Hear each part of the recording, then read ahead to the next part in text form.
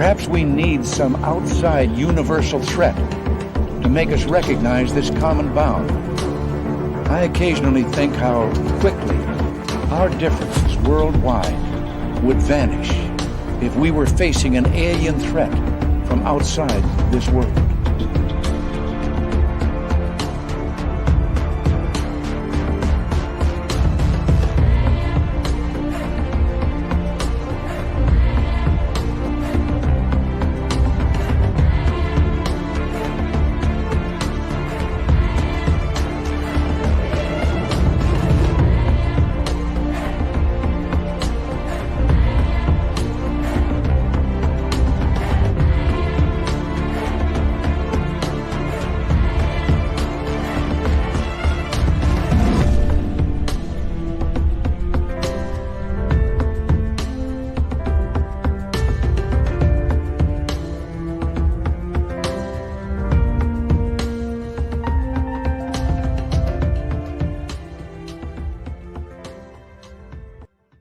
Good evening and welcome to Spaced Out Radio tonight. My name is Dave Scott. Thank you so much for taking the time to join us. A brand new week, the final week of 2021. And of course, we have the man, the myth, and the cranky bastard of a legend, Butch Witkowski, on with all of us tonight. And man, we're going to go really, really hard and fast for you. Here we go with the roll call. Race fan in the gold medal position. No Despair Bear takes home a silver, with Nicola bringing home the bronze. Hello, Ross Smith and Steam Trade Mark. Grand Paul Holland, John Swan, Jeffrey DeRue, and Wes H. How you all doing? Greg O'Brien is here. He'll be signing autographs after the show, ladies and gentlemen. Line up to the left of the studio if you don't mind. To the left of the studio. Mennonite Abe, Sicko Faya, how are you? The gorgeous Cosmic Floor has returned. Simon Wales, thank you so much for kicking off the super chat tonight. Very much appreciate your support of Spaced Out Radio. Hello, Mama Susan. Merry Christmas to you. I hope you had a good one. And we continue on. John Music is here, everyone. Nightmare as well. And there's Smithy. Smithy will be signing autographs after the show as well. Line up to the right of the studio. Thank you, Smithy, for the wonderful super sticker and your continued support of Spaced Out Radio. Here we go. Black Dragon, one of our favorite veterans who listens to this show, the former Marine, always gets a Semper Fi from us. Thank you very much for tuning us in. Continuing on with roll call. Who do we got next here? Jeffrey DeRuin is here. Yep, there he is, the man, the myth, and the trained legend down in Texas. All right, who else do we got here? Nightmare, I think I said you already. And Black Dragon, and there's Sunsaver, John Music, Awesome, and Palmer. Thank you for coming on in as we continue on with roll call here. Stunning Steph Dickey, National Memorial Gardens. Good to see you both here. Thank you for joining us as we continue on with roll call. Goober Bear, what's happening? Double Tim, thank you so much for your amazing love of this show, man. You've been with us for a number of years now, Tim, and you never cease to amaze me. Thank you so much for the love. Really appreciate that amazing super chat. And there's gorgeous Kathy Evans. She has returned. Shruminati, thank you so much for your support here on the show. And we continue on with roll call. Who's next here? Oh, let's take a little peeky. Mennonite Abe has returned. Jason, 688. What's happening, man? Northern Illinois Sasquatch researchers, Edgett, how are you? Thanks for coming on in as we continue on with roll call. There's our man, Millennium. Mr. Lurks a lot. Good to see you. And Gordium, how's it going, man? Ghost Dragon, thanks for coming on in. I may not make it, guys. Susan Gaw, how are you, you time traveler? How are you? Nice to see you. Raven is Ryan. Thanks for coming in. Tom King, good to have you with us. Dry Toast, thank you so much for that amazing super chat. The gorgeous and talented Kira, how are you? And TMI, thanks for joining us. Go 66. Boo! Uncle Dale and his power stash are here. Remember to rub his power stash to get good luck right through the first month of January. You got to be in Austin, Texas to find him, though. Hello, gorgeous Pam McSee. Enzo, Brown Dot Flop, welcome back. Spooky Morales, good to see you. As we continue on here, the gorgeous Caroline Start has returned. And we start the radio feed. Aussie Tiger, welcome. I'm surprised you're here. Thank you for joining us as we continue on. And who else do we have? We got like 30 seconds to get this going. Marvin, what's happening? And who else is here? The gorgeous Helena J, the stunning Dutch princess, Sally Vandevoorde. And who else is here? Daryl Zernick, welcome. Aaron, Bigfoot, Anon, nice to have you guys here. And that's about it. Do me the favor right now, get your horns up. It's time to rock with Mr. Bumblefoot.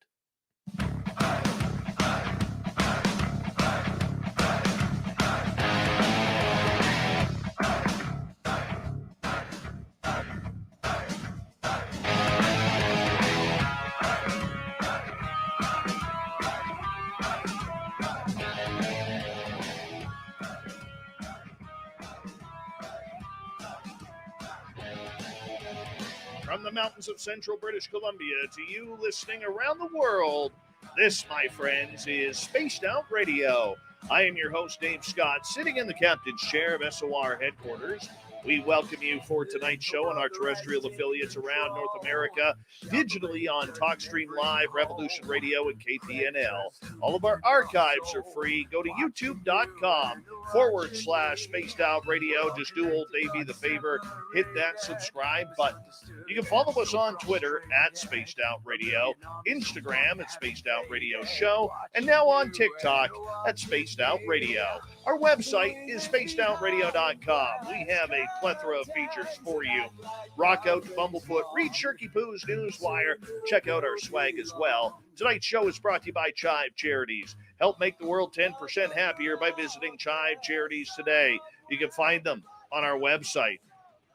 The legend is back for the final time of 2021 as we are proud to bring you Butch Witkowski's Strange Days. Butch is the creator and lead investigator for UFO Cop out of Pennsylvania. His group's job is to chase down monsters, Bigfoots, bipedal canines, ghosts, and all the UFO and aliens you can handle. Butch and his team are ready for anything strange and unusual that happens around the world, and we're always glad that he is here on Spaced Out Radio. Mr. Butch Witkowski, it is always a pleasure to have you here, my friend. How are you? I'm fine. It's always a pleasure to be here. It is always a pleasure. How was your Christmas with the family? Good. Very good. Very good. Busy. Ate too much. Same old stuff. Oh, tell me about it. I'm on day 3 of turkey, man. Day 3. I'm down to the turkey sandwiches now.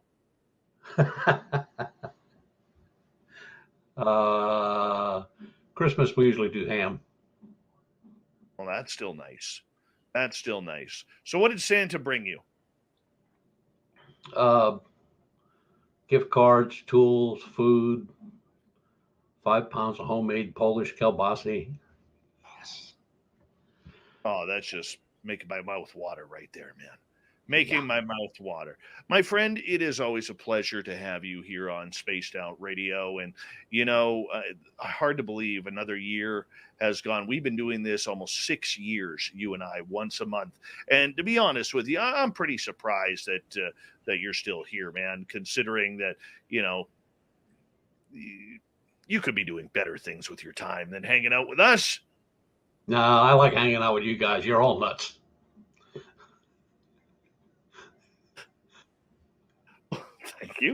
Thank you. So, looking back on the year, we're going to get into everything that you kind of investigated this year and some of your highlights of 2021. Before we get into that, we always have people here who are new listening to the show and may not know how you are.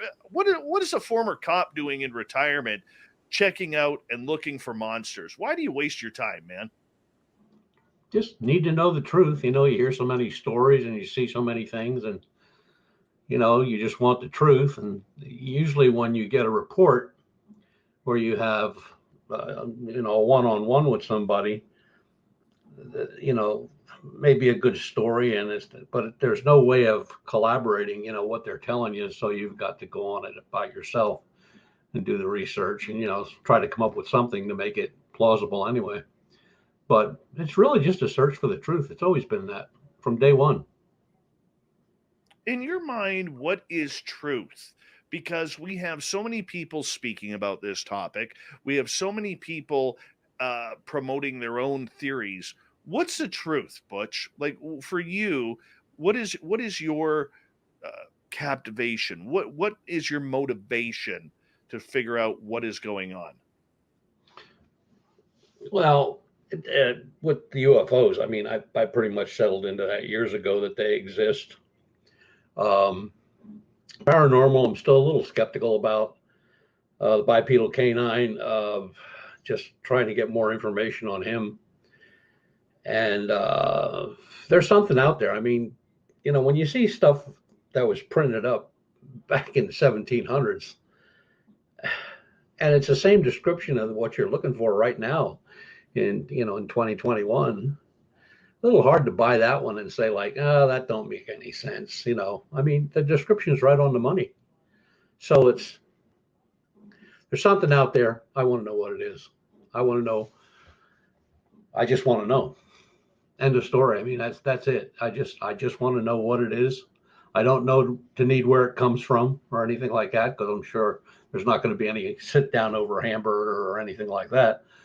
So it's just really just trying to put all these pieces together that have driven me nuts for over 30 years, and some of them have come together really well. And that's, I got to say that first. I mean, there are UFOs, there are identified objects out there. It's not our stuff. Everybody says, well, it could be ours. Not a chance. There is no way. I mean, when you have one of our state-of-the-art fighters, traveling at over 1,000 miles an hour, and it can't even get close, that ain't from here. And the disclosure stuff I've kind of just put on the shelf, because I've been hearing that for the last 30 years too. The disclosure, it's going to happen every day. The government's going to tell the truth. That's not going to happen. It's just not going to happen. Government ain't going to say squat. They'll say just enough to get everybody's attention off of what they're really doing. Look, there's people still investigating Dulce Base. Now, that's been investigated by pretty much everybody, but there's still people out there doing it because they just aren't buying the story. They want to know the truth. And I like those kind of people where they, you can tell me whatever you want to tell me, but I want to see it with my own eyes, or I want to hear it, or I want to see the evidence. Absolutely. Because without any evidence, you're just talking about a story, and I've gotten boxes and boxes and boxes of stories. At what point do you get tired of anecdotal evidence? Because I think the biggest frustration we see in the UFO community, the cryptid community, and even the paranormal community is the fact that all we have is anecdotal evidence. Reported sightings of flying monsters or cryptids like Sasquatch or UFOs, aliens. I don't think it's tied to just one. But with the internet these days, with the technology that we have, Butch, I think a lot of people out there are so tired of the stories, they're making themselves angry over it. Well, yeah, no. I mean, it depends on the type of investigator you have out there. I mean, if it's just somebody that's doing this for a hobby, excuse me, and they go out twice a year. They go spend a weekend looking for Bigfoot and another weekend looking for whatever. It's the folks that are out every weekend. Snow, rain, ice, it don't matter. They're out there. Or they'll, jump in a vehicle and they'll drive 400 or 500 miles to take a report. Those are the people that I really listen to. And, I've out of all of them, I really haven't met anybody that's gotten tired of it or, just wants to hang it up and call it a day. I mean, they're all just as gung-ho as the first time I met them, which is good, because doing this stuff, you better be gung-ho, because if you're just going to be somebody that just, you pick up a pen and you write a little bit down here and you write a little bit down there and you file it away, well, that didn't get you anywhere. It's not going to get you anywhere, and there's not going to be any knowledge that's passed on or shared. And that's another thing. You have a lot of people out there, they have decent information, but they don't share it. And then you have people out there that are so full of it, they got all kind of information that don't mean anything. Okay, so how do we tell the difference? Because I think that's a hard part for the public, Butch, in order to tell the difference of where they're getting straight information from. You can claim, I can claim that our knowledge is pure and we're going to tell the truth to the audience. You know, we're going to tell the truth to our followers about what we are seeing, what we are doing, so on and so forth. But everybody out there is doing that same thing.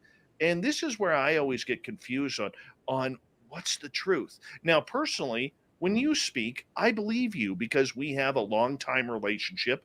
I know you're someone who is not going to pull the wool over my eyes, and therefore that's why I bring you on once a month, because I trust you for our listeners to get information from.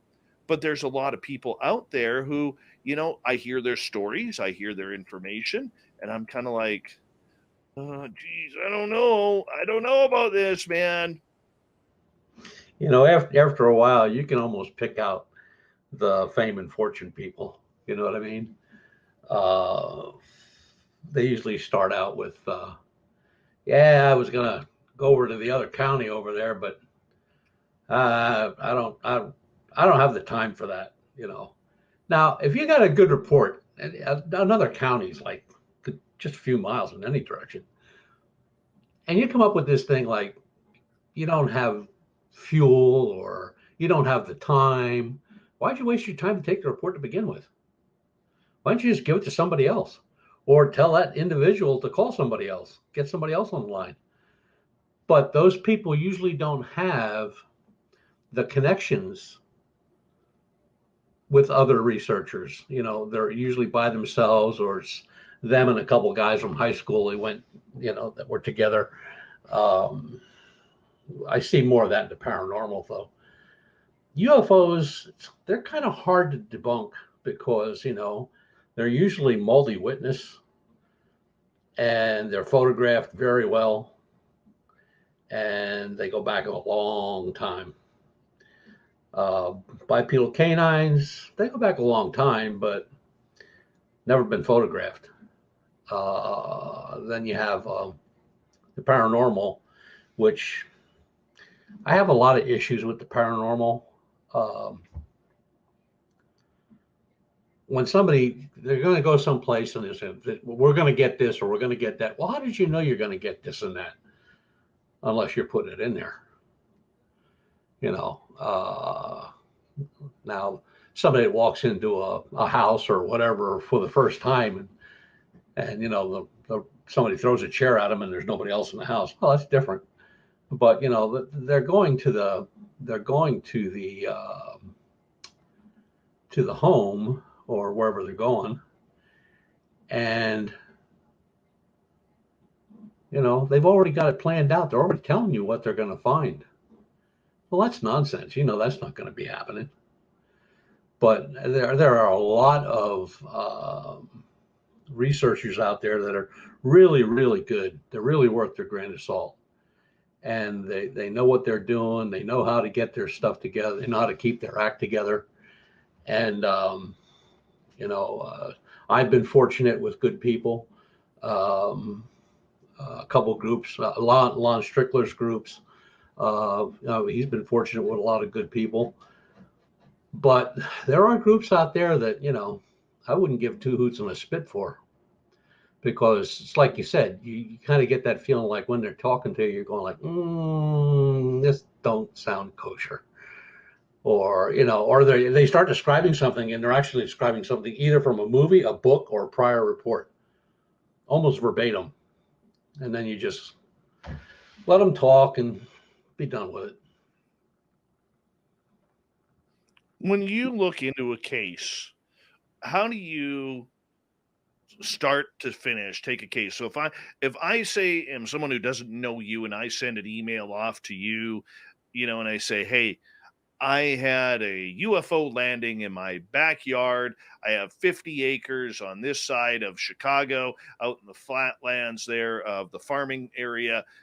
Help me out here. I'm a little weirded out by what happened. What goes on there? Well, the first thing you try to do is get the closest researcher you can to that location. I mean, that's not something you're going to take an email over or a phone call. I mean, you're talking a landing, you want somebody there.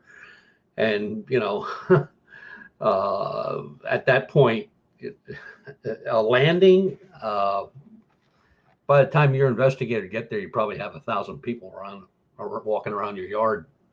But usually that's the first thing. No matter what the call is, you want to get a researcher there, an investigator.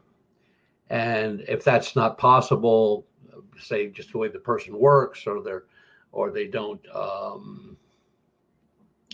they don't have the wherewithal to take a day off to meet with you, and they got to do it by telephone, or they got to do it by email. Telephone's okay, because whatever they tell me, I'm going to research anyway. I'm going to do background research on the area, on calls that are similar within, a certain area. And it's just what you have to do. I mean, the day of taking a report and filing it, they went away a long time ago. Now there's unfortunately quite a number of people in groups that's what they do. They take the report and they file it. No matter where you get the report from, you got to get back to the person or the individual or the researcher and just carry it through. You just can't let stuff lay. And when you let stuff lay like that, then you'll get a bad rap. Your reputation goes in the toilet real quick. And another thing, this stuff of these groups that they don't like this guy, this guy don't like that guy, this guy don't like that girl, they don't like this radio show, they don't like what was printed on the internet, or there's always a war going on. You just like, if they put that much energy into their reports or their research, they'd probably be a lot happier and come up with a lot better answers than they're getting. But I guess it's more fun to just hack on somebody all the time. And they do that. That's the way it's always been. I mean, from day one, I saw that, where, this group doesn't like that group because this group got 2 reports more than they did. Or this guy got a radio show that he was on for 15 minutes. And this guy had a radio show and he was only on for 5 minutes. And World War III starts all over again. So I find it better that, when you're involved in whatever, whether it's the UFOs, paranormal, or cryptozoology, any of that, just align yourself where you can get good information. There's always people out there that'll help you. I mean, I know we'll help anybody, and I know Lon's groups and a couple other groups out in Western Pennsylvania, they'll help anybody. There's no big deal about that. I mean, if somebody needs information, if I have it, I'll give it to them.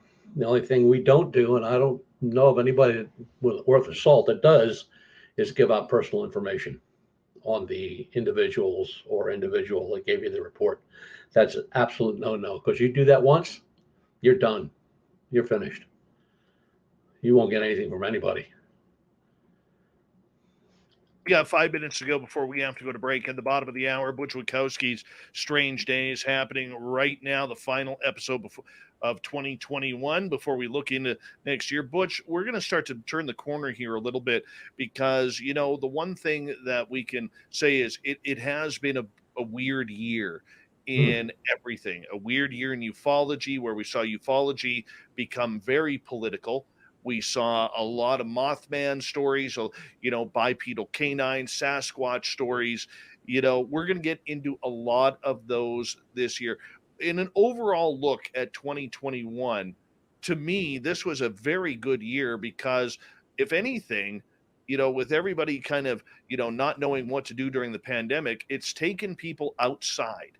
And it's taken people into the forest and into areas whether it's staring at the sky or whether it's, going for a hike or geocaching in a national park and literally putting them in those situations. So I'm curious, overall for 2021, was it a good year for reports? Absolutely. Absolutely. All reports were up. Cryptid reports, UFO reports, even some of the delving into past paranormal cases that are getting more, they're getting looked at a little harder now than they were before. But it's been a great year for that. I mean, this year as opposed to last year is like night and day. There's thousands of reports of UFOs this year. That is true. That And is then, very true. yeah, then when you look out in the Chicago area with whatever flying around out there, I mean, those reports are almost daily, but it's amazing. It really is amazing. And we got new stuff coming out. You got the environmental DNA and portable scanners now. You don't have to do the plaster and all that stuff to take a print. Portable scanners, scan it, and I can send you a picture of the print. Where before it was, like make a copy, pack it up, send it send it snail mail. Now it's just a matter of push a couple buttons and I can send that to anybody. It is a good time, man. It is a good time as those reports keep coming in. Would you say you had more UFO reports than cryptid or paranormal reports this year? I would say more UFO reports and more cryptid reports, but those are out in the Chicago area where they've been just building up over the last couple of years. Why nobody has been hit by one of these things flying around is beyond me. I mean, they're everywhere, and some of those reports are, they're hard to deny. I mean, and a lot of them are multiple witness. So, a single witness is okay, but multiple witnesses like gold. Do we see more multiple witness cases this year than ever before, or is it an up year? I see more in ufology, and I think in the crypto world, whether it's Bigfoot or the flying, whatever they are out there in Chicago, there are multi witness reports.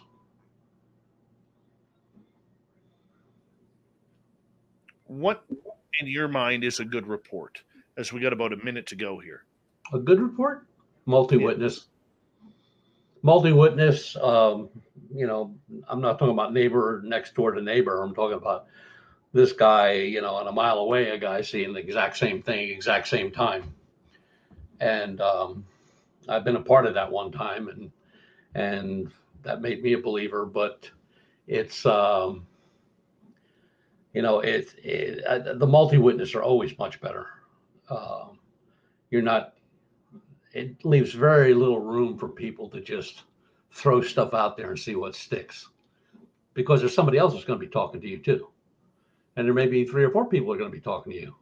Now, 3 or 4 people all give you the same information. This is what it looked like. This is which way it was going. This is this, blah, blah, blah. They fill in all the blanks. Right. Well, let's fill in some blanks when we return for the second half hour of Spaced Out Radio. Butch Witkowski's Strange Days continues here on the mighty SOR Year in Review 2021 in the Weird and Supernatural.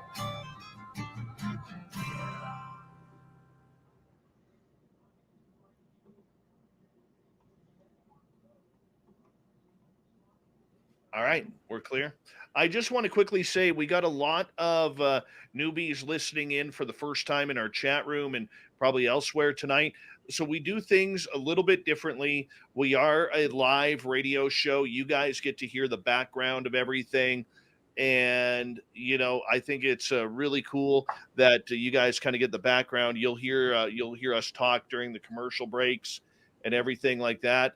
But the reason why we do take commercial breaks is this show does go out to our radio stations, that we have to make sure that everything goes as kosher as possible. So that's the reason why we do take the commercial breaks rather than just run through. And so it's a little bit different from what we do here, so compared to other people. So if you can put up with that, that's great. Don't forget, if you're new here, hit that subscribe button, ring that bell. We are here 7 days a week for your listening entertainment. And give us a thumbs up, thumbs down. If there's a thumb sideways, I would say give us that as well. But thank you so much for the love and support of the show so far. And man, we're packing the house here. Packing the house. 173 on YouTube so far, a couple on Facebook. And yeah, we appreciate that. Who just came in here? I just saw it there. Pine Island Research, how you doing? Nice to see you guys. Thank you for coming on in. And Jason Hotop, good to see you. So, thanks, Butch. Space Tree, what's happening?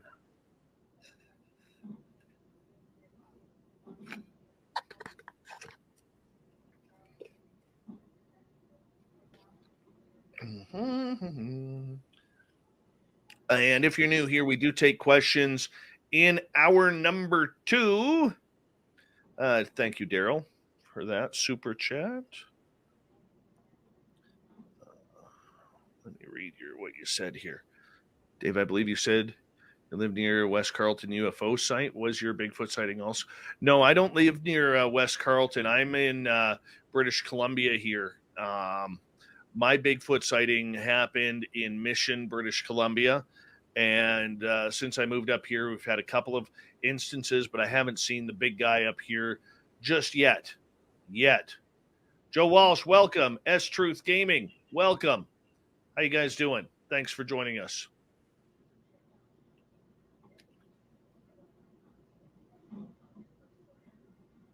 Let's see here.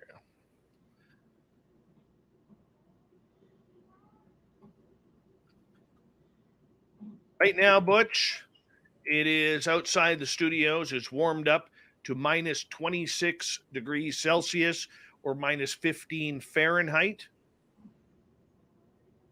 Just so you know. Wow. That's nuts. Yeah. That's crazy. That's just crazy. Yeah. It's kind of nuts, man.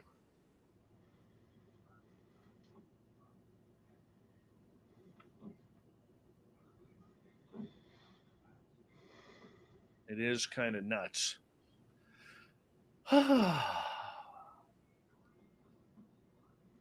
Kira, I believe you. 2022 will be my year to see Bigfoot up close. I have a feeling. I'm going with it. James Smith, how you doing, man? Thanks for joining us. Who else has joined us here? Don't want to miss anybody.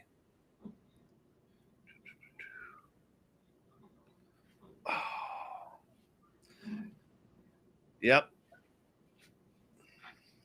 At one point this morning with wind chill, Butch, it was minus 45 here. Oy. Yeah. And then the wind died, which, thank goodness, the wind died. That's crazy.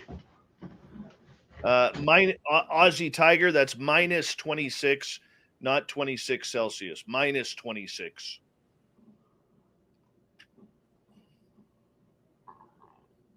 Yep. So tomorrow, oh my goodness, tomorrow we're going to get a little bit of a heat wave, goes up to minus 2 Celsius, low of minus 18.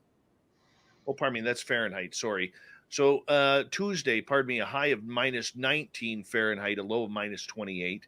And then Wednesday, Thursday, Friday, we're supposed to get more snow and a high of minus 16 to minus 17 all 3 days. Then it warms up for the weekend to minus 9 and minus 6, and then minus 7 next Monday. So, yeah.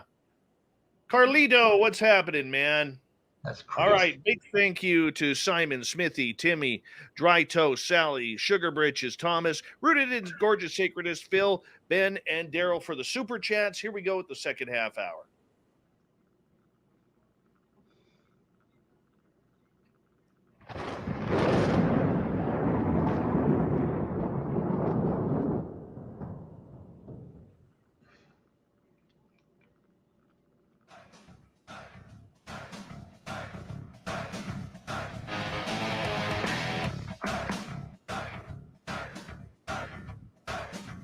Second half hour of Spaced Out Radio is now underway.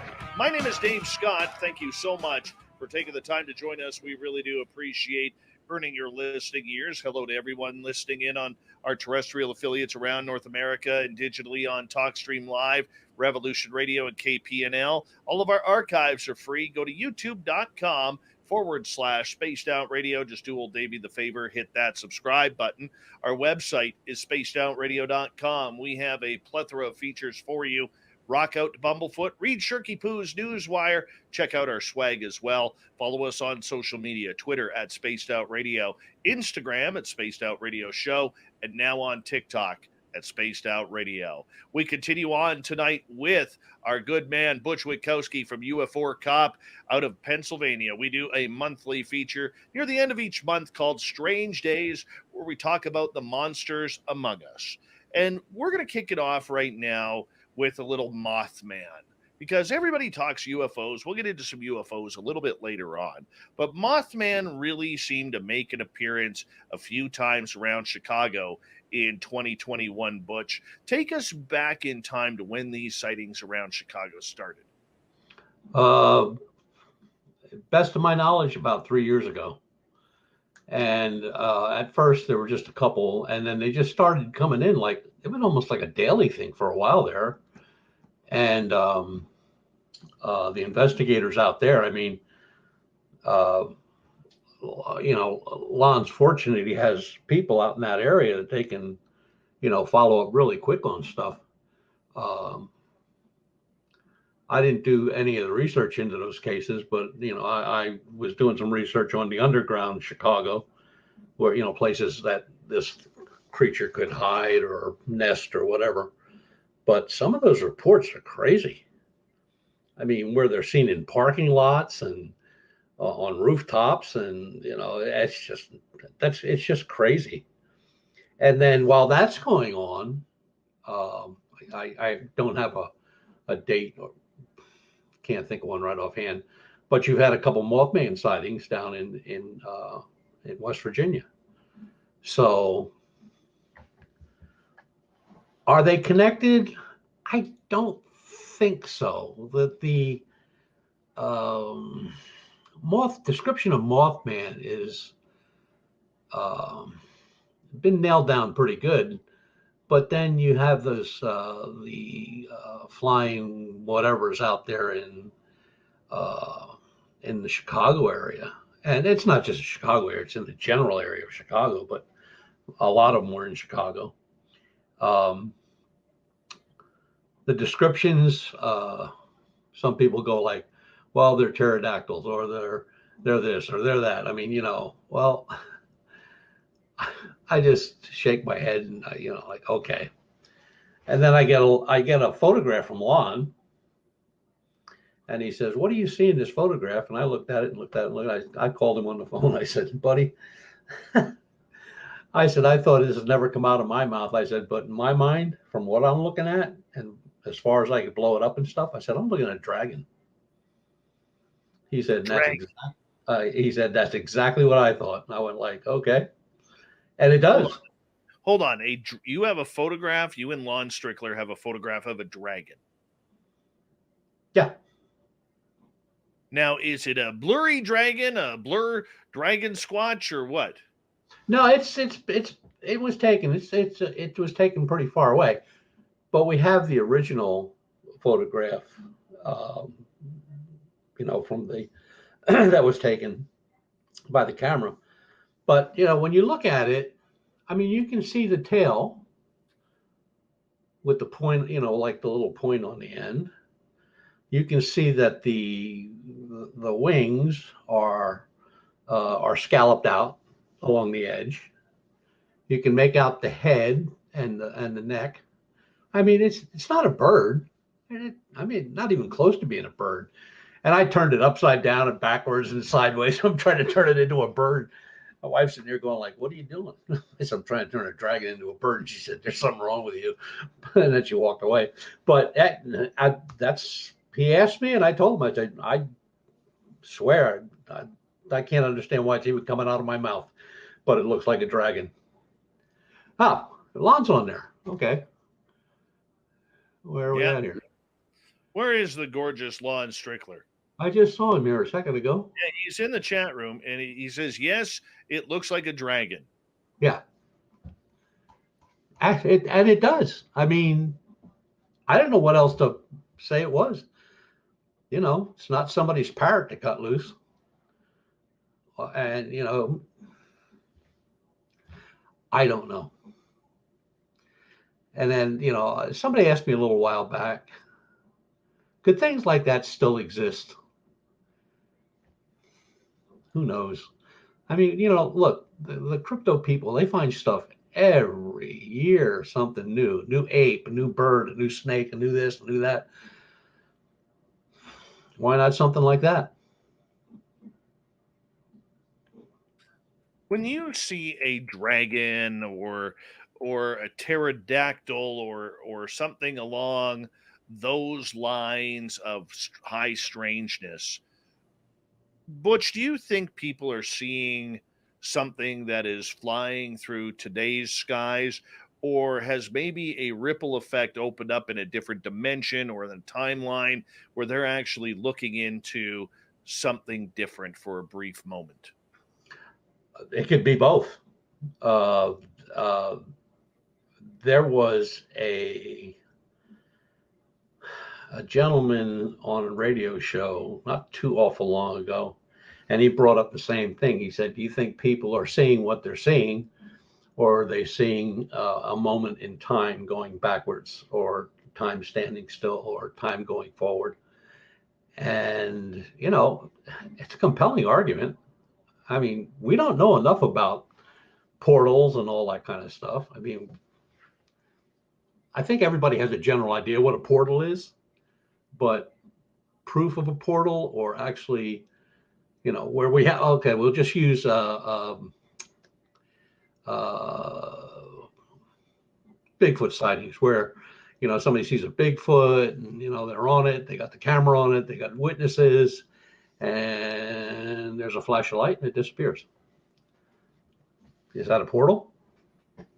Could be. And I'll tell you another thing that a lot of people are starting to look into: time travel. Oh, yes. Big time. Oh, yes. Time travel is becoming a very, very highlighted project ever since, you know, people, especially around the UFO community, have started talking about where these UFOs may be coming from. Mm-hmm. Any chance of us seeing that dragon pic? Yeah, just got a hold of Lon. Well, I know Lon is listening. Lon, if we're allowed to see that photo, if you could send it to me, I would appreciate that. I understand if you can't. Just give me a yes or a no, if you don't mind, because I would love to take a look at that photo and bring that photo up to our audience here, but I will leave that to you.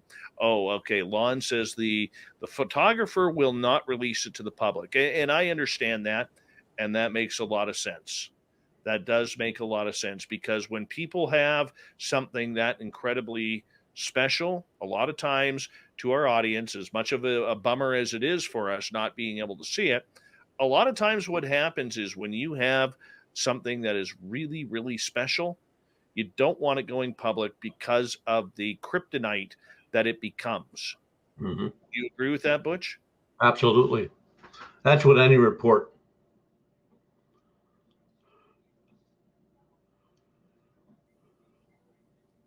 Okay.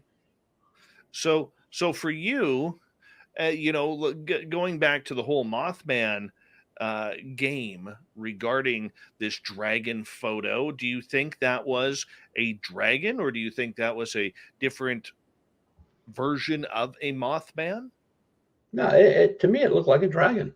I mean, I tried to put a couple other things together, but it didn't come out to what that looked like. I mean, to me, it looked like a dragon. And I'll say it again. When I called Lon, I said, I can't believe this is coming out of my mouth, but I think it looks like a dragon, you know. And he said, yeah. So you can only say what you think it is. I mean, I wasn't there. I didn't take the picture. But I have enough programs that I can pretty much clear up even the fuzziest photograph. And I can outline it, I can enhance it, I can lighten it, I can darken it. I mean, there's a lot of things I can do with it. I can go up to 800% blowing it up. So, but that's what it looked like. What kind of day was this taken? Was it taken in the evening? Was it taken in the day? Was there clouds around? Was there rainy skies? Daylight. Clear. No kidding. And are there any airplanes or anything in the background of it? Nope. Mm-mm. Clear sky. Couple little wispy clouds. That was it. They weren't even near it. Where the hell does that come from? And where does it live? Well, that was a big thing for me with this from the very beginning. Where would something like this nest? I'm assuming. That's why I went and started looking at the underground in Chicago, which is there's railroads under there. Yeah, it's like another city underground, but and a lot of these places are blocked off. Some have gates and stuff like that. But I thought to myself, well, if I was one of them and I was gonna find a place to hide, nest, eat, whatever, I'd go where not many people go, and that just led me to the underground. And then when I got to the underground, I was like, oh my God, this is like another city here. So,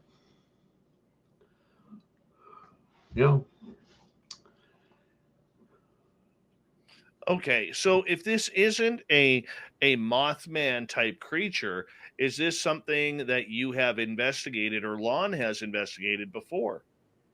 Lon, not me, Lon. The team Lon has together that's working out there is amazing. I mean, it's just amazing. Those guys and girls, I mean, they really work their butts off.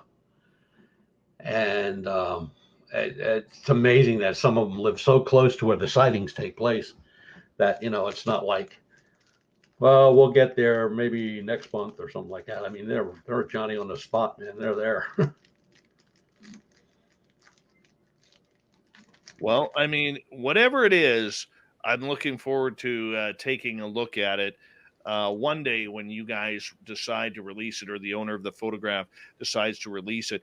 Was the photographer who took this photo, were they just kind of taking photos, or did they see it and then grab their camera and started taking pictures of it? I don't know the whole story. I was only tasked with looking at the photograph and giving my comment on what I thought it was. I know it was, I believe it was Danville, Pennsylvania. I think. Pretty sure it was Danville, Pennsylvania. That's a far cry from Chicago.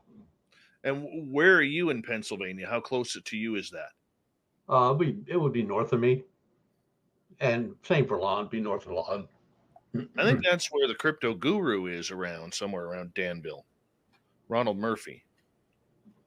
I don't really know where Ron is. I think he's near Danville. It could be. It could be. So, I mean, it didn't. So, for your case, it didn't look like a bird. It didn't look like anything that you've seen before. No. Mm-mm. I mean, even if it would have been a big eagle or a hawk or something like that, there was the definition was totally wrong. I mean, it was not something that you would see. I mean, like I said, like an eagle or a condor or anything else. I mean, it had a very distinct shape.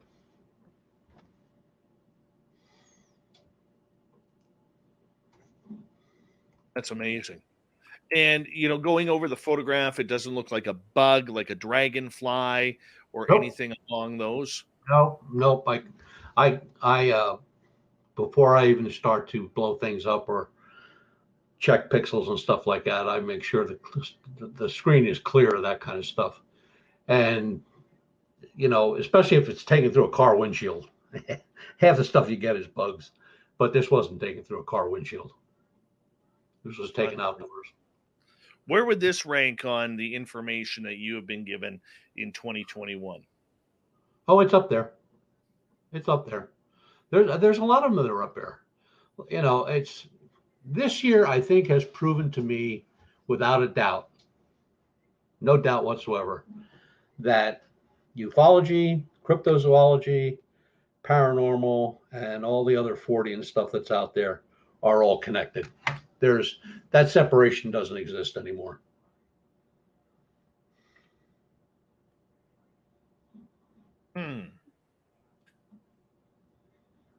I don't get it. I mean, this to me falls. I'm not saying I don't believe you, okay? But to me, this also falls into the category of the Thunderbirds and the pterodactyls and all of these miniature dinosaur sightings that are happening, in the northern parts of Texas, right through to Mexico. The little T-Rexes, the little velociraptors that people are claiming to see. I mean, at some point, Butch, how do we rationalize these sightings? Because I want to believe this. I really, really want to believe this. But in the case of a Thunderbird, like, no offense to anybody, and I'm not trying to sound gross. I know I've said it on this show before, but dude, that is one big painting of a dropping that thing is going to have. That's going to paint a new car. It's going to paint a big white mark on the forest. It's going to paint rocks. It's going to paint people, like when it drops its business from the sky. I mean, I can't be wrong here, man. I don't know what to tell you. Condors, which have also been seen on the East Coast. Everybody said, "Oh, they're in the West Coast." No. They've been seen on the East Coast. They get up into the atmosphere, into the wind, going from high altitude winds, and the winds will carry them right down. Hell, they could be in New York City. But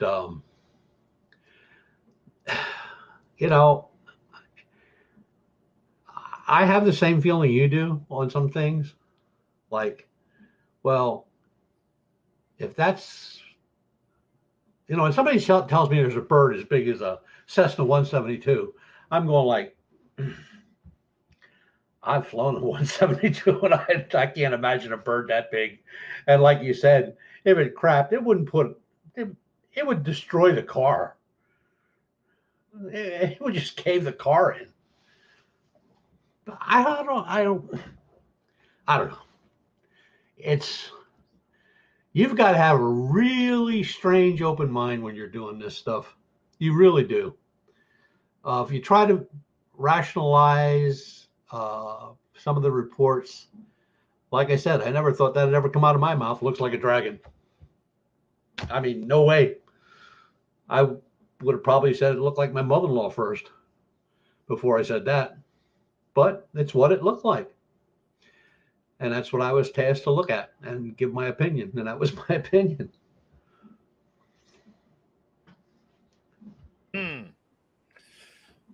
Well, this just went in a completely different direction than I expected it to go.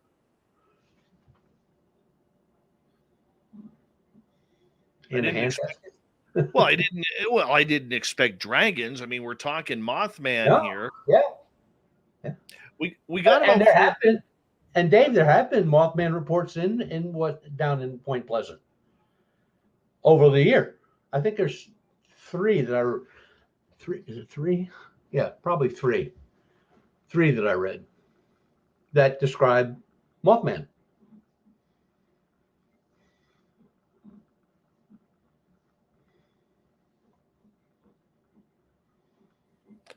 Three and a half minutes to go. What's the top Mothman sighting of 2021? The one that I thought was pretty good because it was multi-witness, the 6 people, was out at the dynamite plant at the munitions factory in Point Pleasant. And they didn't see anything going in or while they were there. But when they were leaving, there was a alleged Mothman on an old building, just sitting on top, staring at them. And they took off. But that was probably the only one that, because the other one, the one with the guy was like on the other side of the river, and he said he saw it. That's a long distance, unless he had binoculars, and he didn't have binoculars. Either that or he's got Superman sight, because that was a long distance. So I kind of passed that one off. But the one at the dynamite plant or the munitions plant, and the other one I believe was close to there, but not on that property. They described that there's a pond close by. I don't know if it's a silt pond or if it's a natural pond, but 2 guys were going out to do a little night fishing, and they saw it on the other side of the pond. And I don't even know who's investigating those.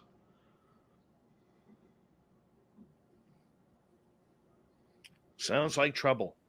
Mm-hmm. Sounds like complete trouble. I don't get it. I don't get it, man. I really don't. I mean, when you have 6 people seeing a Mothman at the old munitions dump where the original Mothman was seen back 50 plus years ago in West Virginia, Point Pleasant, I mean, that's all sorts of eerie right there, man. Mm-hmm. All sorts of eerie. I mean, some of this stuff is, I guess the best word is powerful when you're listening to it or you're reading it.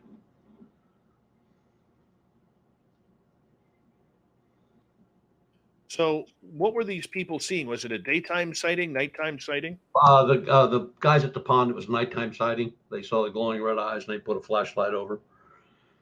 And he said the pond isn't that big. And I kind of remember seeing a picture of that pond years ago, and it wasn't that big. But and the other group that saw the one, it was a clear night, moonlit, so they got a real good glimpse of what was standing up there on top of the building. And again, the glowing red eyes and no neck, the wings, the whole bit. But when you get these reports of old cases like that, you got to think, here's an individual who's probably born and raised in that town, been listening to those stories all his life or all her life, and all of a sudden they're seeing everything everywhere. And I'm not saying that they're making this stuff up. I mean, I'm sure they truly believe what they're seeing as they're seeing, but it's just like it's been bred into them, from birth. This is why the bridge went down. It wasn't because of bad nuts and bolts. It was because of this bird sitting on it. All right.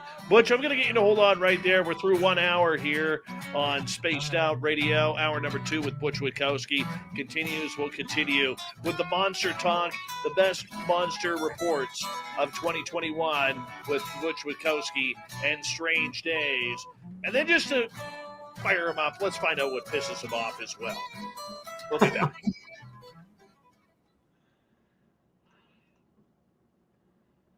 Butch, I'm just going to put your microphone on mute, mine on mute. I'm just going to take a quick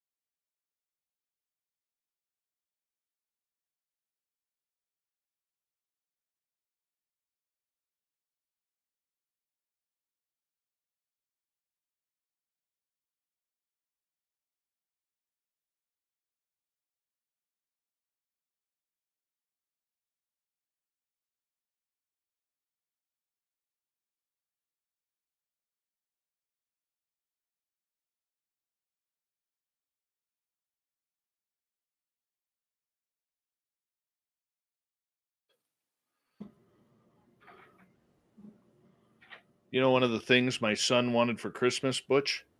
What's that? He wanted a desk put in the studio for him, so that way he could come to work with me. So cool. So I put a desk up for him. How old is he? He's 8. Yeah, he'll soon be driving. Oh yeah. Yeah, he loves hanging out with Dad in the studio when Dad's in here working. So, you know, the show's a little too late for him, but you know, the way it is, it's kind of cool. So, set him up a desk here. CM Taylor, welcome to the channel. I'm just going to get caught up here with people who are just coming on in here and joining us in the chat room. Who else am I missing here? Sorry, guys. Sonny from Paranormal Chop Shop. How you doing, buddy? If you haven't subscribed to Paranormal Chop Shop yet, make sure you do on YouTube. We'd appreciate it. PH Sheepdog, welcome back. And thank you for coming on in. And who else do we have here? There, we're all caught up. Thank you. What a great night. Great audience. Chris Moe in Austria. Welcome back. I want to say a big thank you to Simon, Smithy, Tim, Dry Toast, Sally, Sugar Britches, Thomas, Rooted in Gorgeous Sacredness, Philip, Ben from UFO Garage. Make sure you hit subscribe there. Daryl ×2, and Joe and Joe's Main, 2 separate entities. Thank you so much for the love of the super chats. It's a great way to support what we do on this show on a nightly basis. So thank you so much. Hi, Ronno how are you? Welcome back. And thank you to all the veterans tuning us in. We love you. You always have a safe place here on Spaced Out Radio. Here we go. Hour number 2.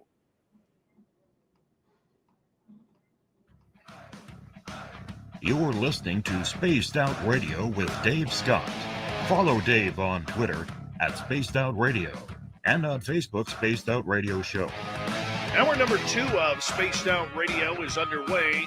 Thank you so much for taking the time to join us. We really do appreciate earning your listening ears wherever you are on this beautiful planet we call Earth. Hello to everyone listening in on our terrestrial affiliates around North America, digitally on TalkStream Live, Revolution Radio, and KPNL. All of our archives are free. Go to youtube.com/Spaced Out Radio. Just do old Davey the favor, hit that subscribe button.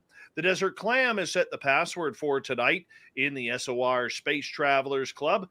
Kazatska. Kazatska is your password. Use it wisely, Space Travelers, as the Clam sets a password each and every night right here on Spaced Out Radio. Our website is spacedoutradio.com. We have a plethora of features for you.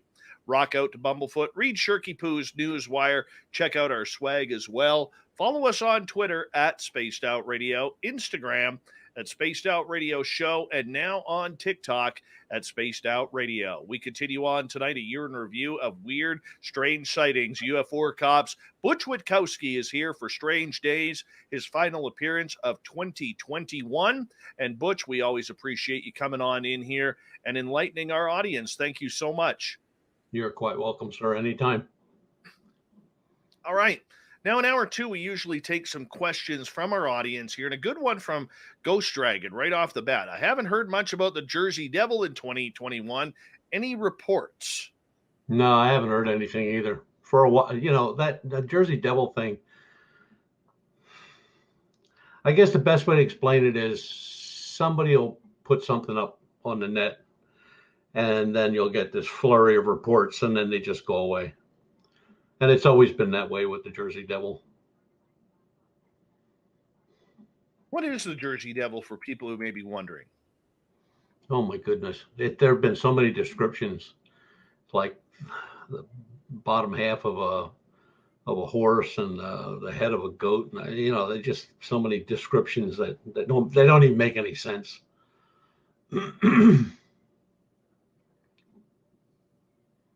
That's it. Just short and sweet like that. All right. Well, let's move on here. And let's take a look at, you know, the year in Sasquatch.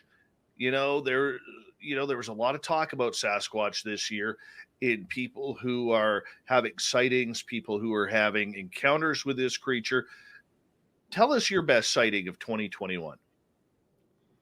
Best sighting was a UFO sighting. Matter of fact, it was right out in my front deck. I just went out. It was like about 1:30 in the morning. Grabbed a pair of binoculars because it was such a clear, starry night. And I caught the one out of the corner of my eye, and it was very slow moving. It was very erratic. Climbed and dove and stopped a couple times, changed color a couple times, and I got to watch it for like almost 10 minutes. It was amazing because I'd never seen them that long. They usually shoot across the sky horizon in the blink of an eye. But this thing was like pretty much taking its time. And then when it got pretty much out of eyesight, even with the binoculars, it turned color again, and then it was just gone.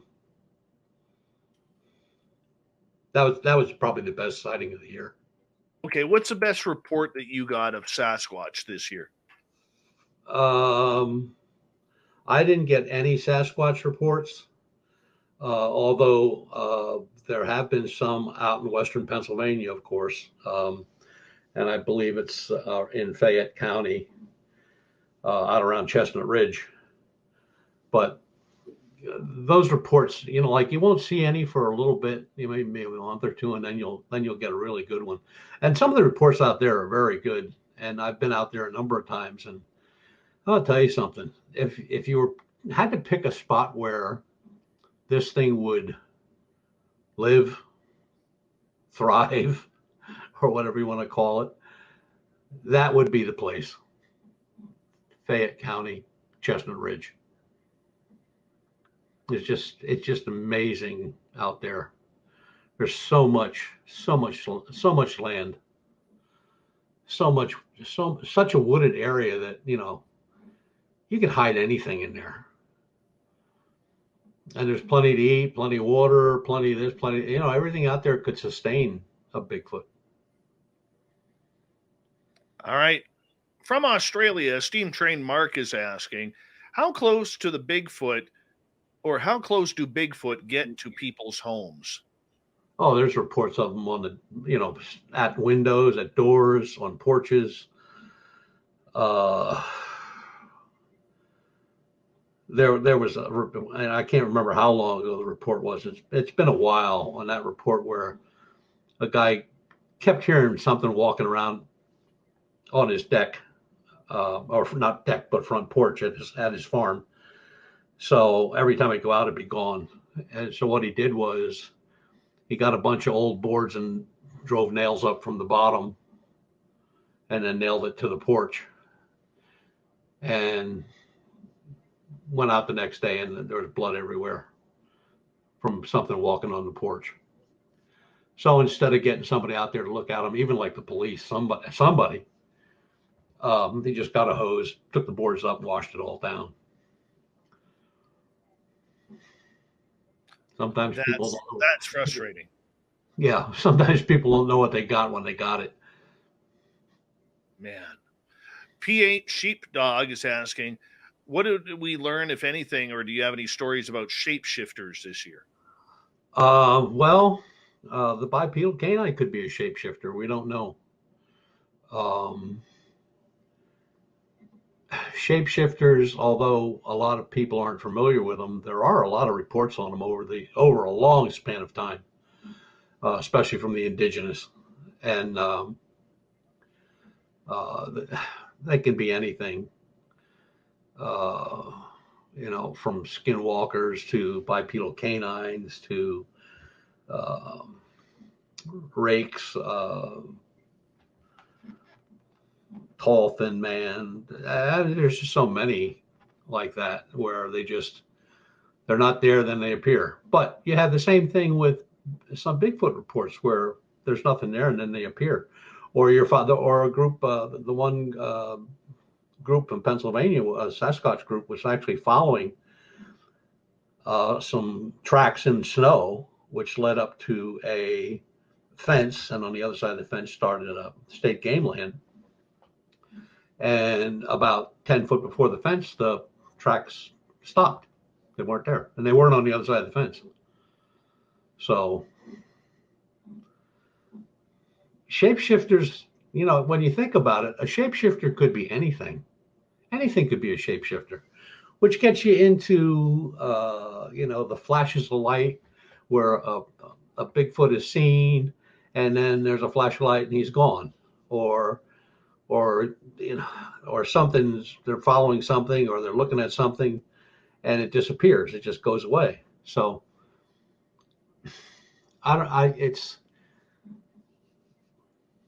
somebody said to me one time, do I think there's another realm in time? And I didn't even have to think hard about that. I said, yeah, why not? We don't know everything. I mean, come on. I mean, it's just, there's stuff out there that we just can't even comprehend. And I don't know. It's just, it doesn't dishearten me. It kind of cranks me off a little bit because I'm not smart enough to figure it out in my mind. But hopefully somebody will one day. And hopefully I'm still around to get the answer. All right. Jenny would like to know, do you have any stories of 2021 of the Appalachian sheep squatch? No. What is this creature? No. Well, it's supposed to be, or alleged to be, part Sasquatch and part sheep. Oh, nothing nightmarish about that, Butch. No, that won't keep me up at night. No, not at all. Ben from UFO Garage is asking, do you think ley lines have anything to do with crypto sightings? Absolutely. Same thing with UFOs. I mean, you start looking at ley lines and UFO reports, and it's uncanny. I mean, you can follow UFO reports on ley lines from one part of the country to the other part of the country, from east to west or west to east. There was a gentleman, he doesn't do it anymore, but he used to put all the Bigfoot reports on the internet. And I don't know what happened to him. I don't even remember the guy's name anymore. But that was his thing with ley lines. He actually had a map up where he had, you know, he just numbered the reports, and you can see they just followed the ley lines. I mean, right on the money. And a lot of UFO researchers have done that also, and the same thing. The last ley line I saw from UFOs, excuse me, started on the East Coast in southern New Jersey. I believe it was southern New Jersey, and then went straight across and crossed over Dulce, New Mexico, crossed over Area 51, crossed over 2 or 3 military bases that are questionable out to the West Coast. Wow. All right, let's move on here. Nicola wants to know, Butch, do you have any have a good sighting of a bipedal this year in your loop of any other areas in Pennsylvania? Just one from the loop. I have a guy on that. I didn't even publish anything on it because he hasn't gotten to talk to the guy. The guy's a cop and he works kind of weird shifts. So, you know, and he doesn't live far from this guy. So he's just trying to set up a time. Last thing I heard from him was a couple of days ago, right before the holiday. He said they were probably going to meet at a diner up in his area and I'll get more information. So as soon as I get that information, but he said, sounds like a really good report, and almost, you know, mirrors other reports that we've had. I know that the guy was putting a cover over his camper at a campground for the winter, and when he turned around, he saw it standing at the edge of a wooded area, staring at him. And his description was just like everybody else's, same thing, no different. Wow.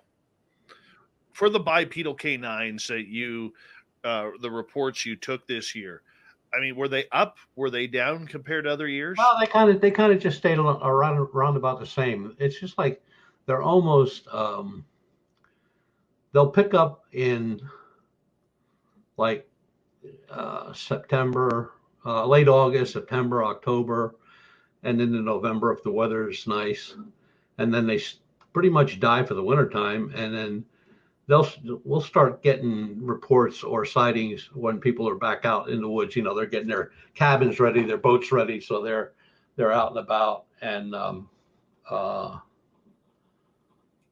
one guy, he was putting his boat in the water for the first time, but that was in May, and there was something off on the distance from where he was with the boat and his dog. Off to his right was something standing in the woods. That was a pretty good report too. They're there. And what kills me is they don't leave that Lichen loop. What's up with that? I mean, why don't we have those reports out in Pittsburgh or up in Schuylkill County, north, or up along, Pennsylvania, New York line? No, they're in that loop. Or it's in that loop. I don't know if there's more than one. Could be just the one. I don't know. I mean, but the thing is, they scare people so bad that till the person actually gets around to looking up who to get a hold of to report it to, days have gone by, maybe a month has gone by. So there's the chances of finding any evidence of in the area is slim to none. But we're going to hit the caves hard this year because there's like 6 or 8. What's that? What's what? Oh, there was just a whole bunch of background noise. Oh, weird. I didn't hear it on this end. Yeah. But anyway, it's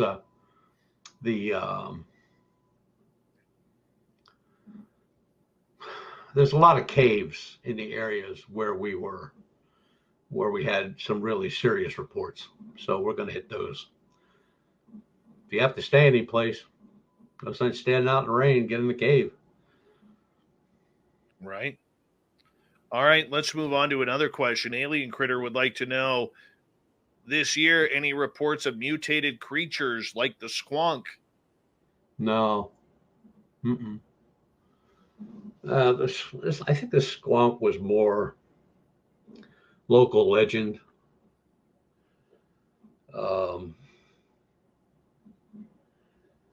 I don't know. I don't know what it was. There was the description of it.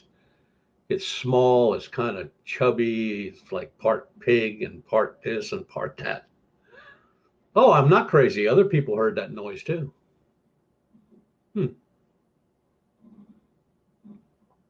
Weird. Mm-hmm. So what is this squonk thing? It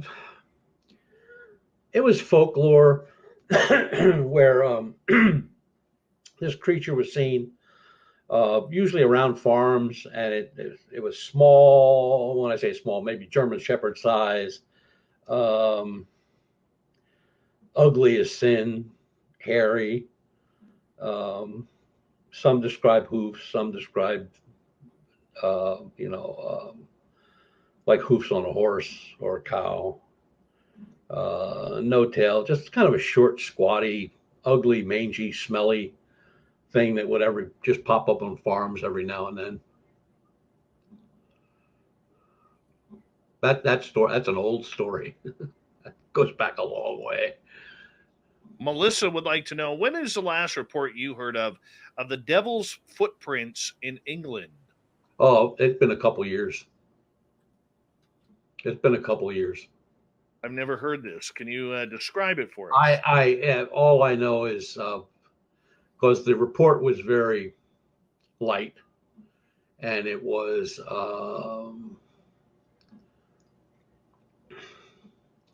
somebody saw what they described. Well, there were a couple reports. The one I'm familiar with is a lady was in her garden, went in the house, left her basket out, and it got a little on the dark side. She went out to get her basket, and she swore that she saw Satan walking around the edge of the garden. And when the husband went out that morning, there were hoof prints, like 8-inch brown hoof prints. And they don't have any animals at that farm, just fruit and vegetables. But I haven't heard that in a long time. Nothing scary about that. Having the devil look through your vegetable garden. Yeah. All right. Daryl was wondering if you could explain in detail a little bit more what ley lines are. Ley lines are a system used in mapping where if you would look at a globe, even the newer globes have them. I mean, you'll see the outlines of counties and states and everything like that. But if you look real close, you're going to see lines that go, they'll go all the way around the globe. And then they'll go north and south, they'll go east and west. And at one point, early on, ley lines were used for laying out railroad track, cable for telegraphs. Ley lines came into some, when states were being organized, ley lines were argumentative as to, who got this section and that section. They were pretty much a surveyor's way of finding their way around. But that goes way back. Now, over the years, they've been used for telecommunications and setting up towers and all that kind of stuff. But they don't move. They stay the same.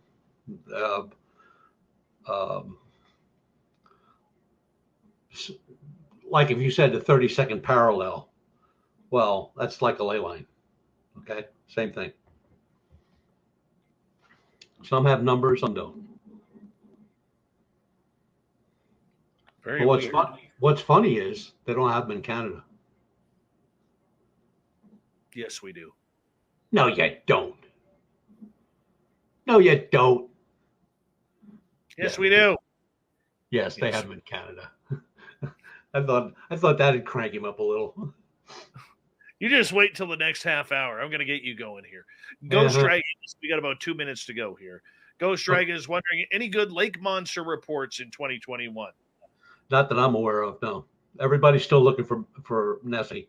I know that. That's about it. Really? No champ sightings? No nothing?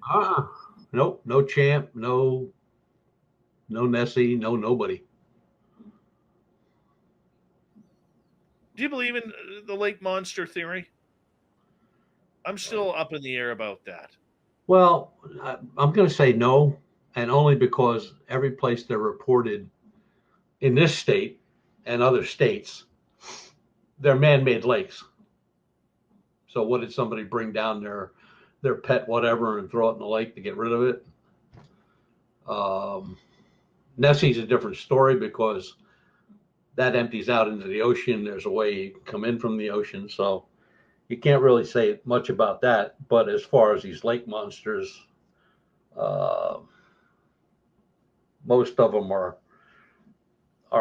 not most of them, all of them are seen in man-made lakes. So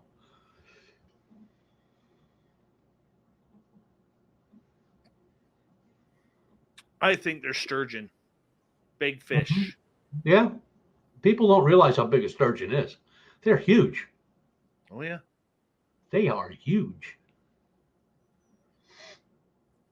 Well, around here, the sturgeon can get to almost the size of a great white shark. Yow. That's big. Yow. Makes fish fries easy, though. Not allowed to keep them. No. No, not allowed to keep them. They are protected, and they are you're allowed to catch and release them. If you're caught, it's a minimum $1 million fine, and I think up to 10 years in jail. Jesus. Wow.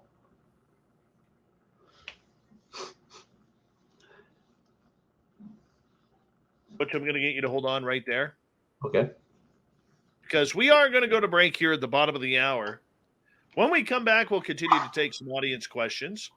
And we'll also see what fired up Butch this year. Because there were a number of times in 2021, the old Butchie Poo here got a little cranky on the air with us.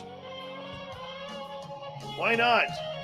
We love it when we crank up Butch here on Spaced Out Radio, 2021 year in review on Strange Days with Butch Witkowski. We'll be back right after this. Stay tuned.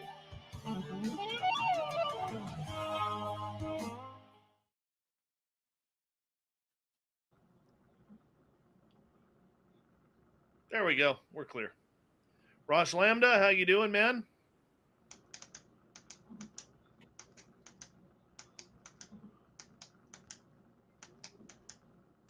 Let's see who else has showed up. Megalodon definitely still exists, Drew Morris. 100%. Navajo, please, what email did you send those to? Because if you sent them to our website, I'm not going to get them until tomorrow.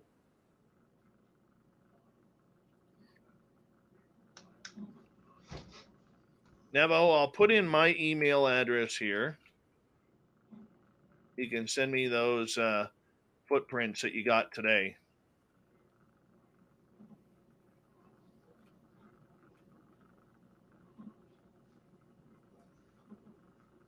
Have a good one, Justin Maynard from Australia.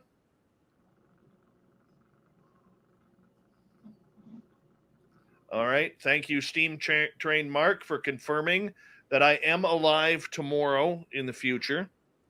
Since in Australia, they're a day ahead. Appreciate that. If you're keeping track, we've dropped to minus 27 Celsius now outside the studios here. Idaho Potatoes, how you doing, buddy? Happy New Year to you.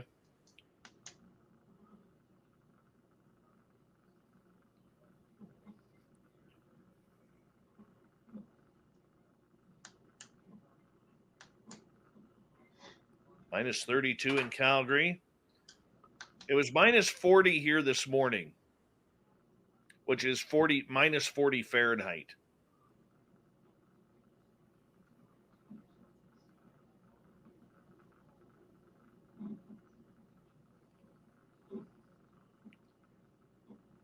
Yeah, it warmed up, thank goodness. I am rocking the toque, Gordium. Totally rocking the toque. My DJ Ashba toque. Alien Probe Master, thank you for lubing us up for tonight's show, buddy. Appreciate that. We're all a little bit easier to get around now, thanks to Alien Probe Master. That is fantastic. Grease lightning.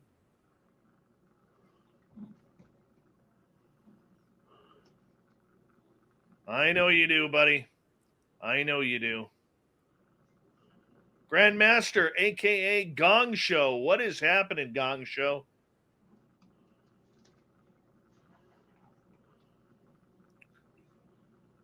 Butch is like, you got some strange people listening in. The Probe Master. Love it when the Probe Master shows up. Any chance I get to say thanks for lubing us up, that just makes me happy. All right, Jeff Steve Garvey, welcome back.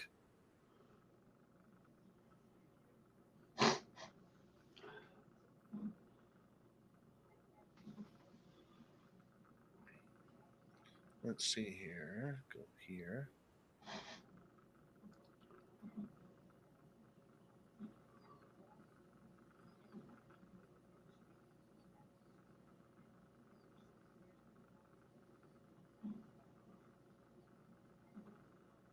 Oh, those are some nice prints.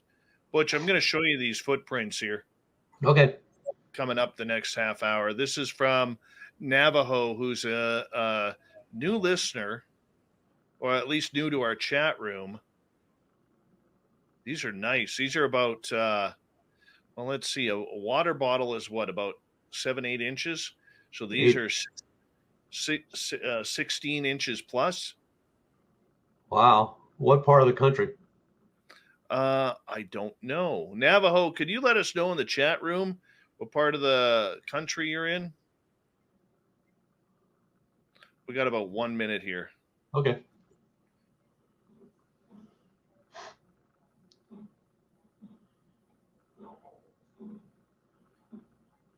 Grandmaster, I have no idea why, dude. You're not blocked or anything. You're not timed out or anything. Downshift, what's happening, buddy? Good to see you. I want to say a big thank you tonight to Ben ×2, Joe, Daryl ×2, Phil, Rooted at Gorgeous Sacredist, Thomas, Sugar Britches, Simon, Smithy, Tim, Dry Toast, and Sally for the amazing super chats tonight. Thank you so much for the love and support through Spaced Out Radio here. We appreciate it. Thank you to all the veterans tuning us in. And don't forget, you can shop and get your SOR swag on our website, spacedoutradio.com. It's a good way to support what we do, too. Here we go, everyone.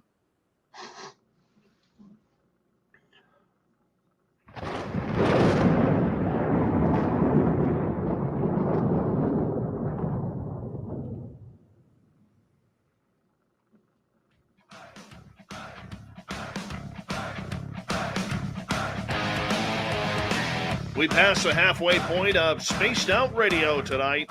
My name is Dave Scott. Thank you so much for taking the time to join us. We really do appreciate earning your listening ears. Hello to everyone out there. Reminder to you that if you miss portions of this show or others, check out our free archives by going to youtube.com/Spaced Out Radio. Just do me the favor, hit that subscribe button. Our website is spacedoutradio.com. We have a plethora of features for you.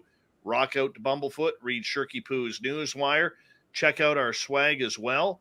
Follow us on Twitter at Spaced Out Radio, Instagram at Spaced Out Radio Show, and now on TikTok at Spaced Out Radio. We continue on tonight with Butch Witkowski's Strange Days as we check on out the weird year of 2021 in the world of monsters, legends, and folklore. Butch is the leader and creator of UFO Cop out of Pennsylvania. Butch, welcome back. Yes, sir. All right, let's get to a couple questions. Then I have some photographs to show you from one of our listeners who actually found some Sasquatch tracks here earlier today. Definitely not in Canada because there's no snow around. Definitely in the United States. All right, Pam McSee is wondering, what about lake monsters in Fresno, California? Have you heard about those? Kind of, but I haven't seen any reports on it yet. It was very vague. Matter of fact, it was on a radio show. All right. Alien Critter. Butch, have you ever interviewed anyone in the Amish community about anything strange they have seen? Yes, Amish and Mennonite, yeah. Mostly stuff in the sky. There was a Bigfoot report a number of years back, maybe 10 years ago, but both those young gentlemen were drunk out of their minds. Oh, no. That's never any good. All right, and they did admit to it. Oh, yeah, here we go. All right, so I'm going to go through these prints here a little bit. All right. Team Navajo just sent these to me. And for our radio audience, he is in New Mexico, where I guess he was out checking out the sites and actually saw some really cool footprints in the desert here. And there's a few different sizes of prints here, Butch. Yeah.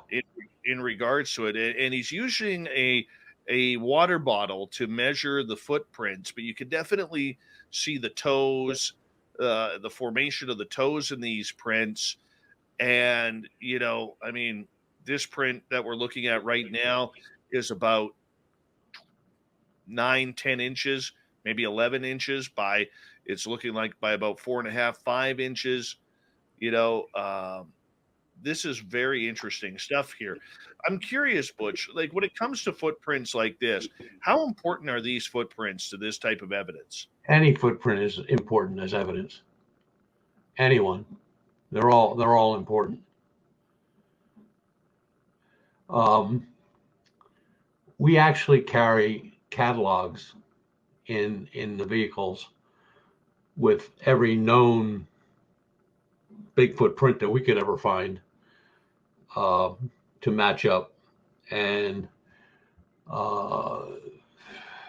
the size is very important, because I have a program where I can put that photograph and I can give you the size, length and width.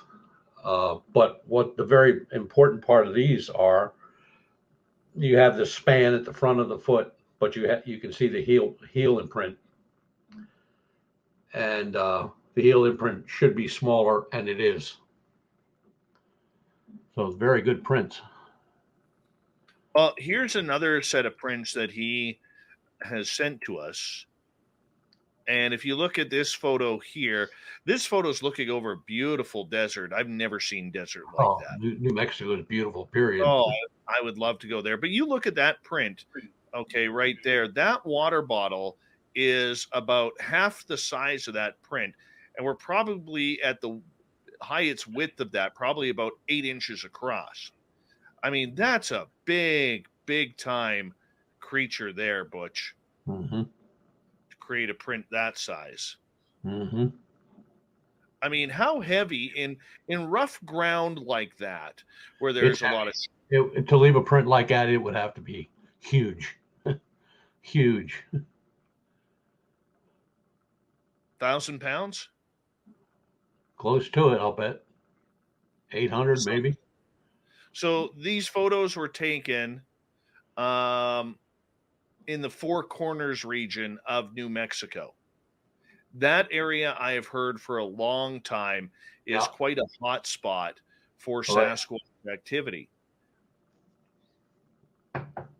It's where J.C. Johnson used to do all his work. But I mean, there's no place for an 800-pound creature to hide unless there is some sort of cave system. But you got to look at it this way. How many people are out walking around out there? I mean, the chances of you going out there and walking around and bumping into somebody, that'd be crazy. I mean, I've been in New Mexico many times, and I'll tell you what, you can look out, and it's like when people say, well, we're running out of room for people to live, and then you look out in New Mexico and you go like, I don't think so. I just can't believe, I mean, looking at the setting there of, I mean, it is high desert. That's a good print. It'd be a little tough to cast that one, but you can do it. Huh. That just blows me away. Absolutely blows me away. I mean, that is, I mean, I don't get it. I'm at a little bit of a loss for words here, because I agree with you. In that territory, you're probably not going to have a lot of people running around.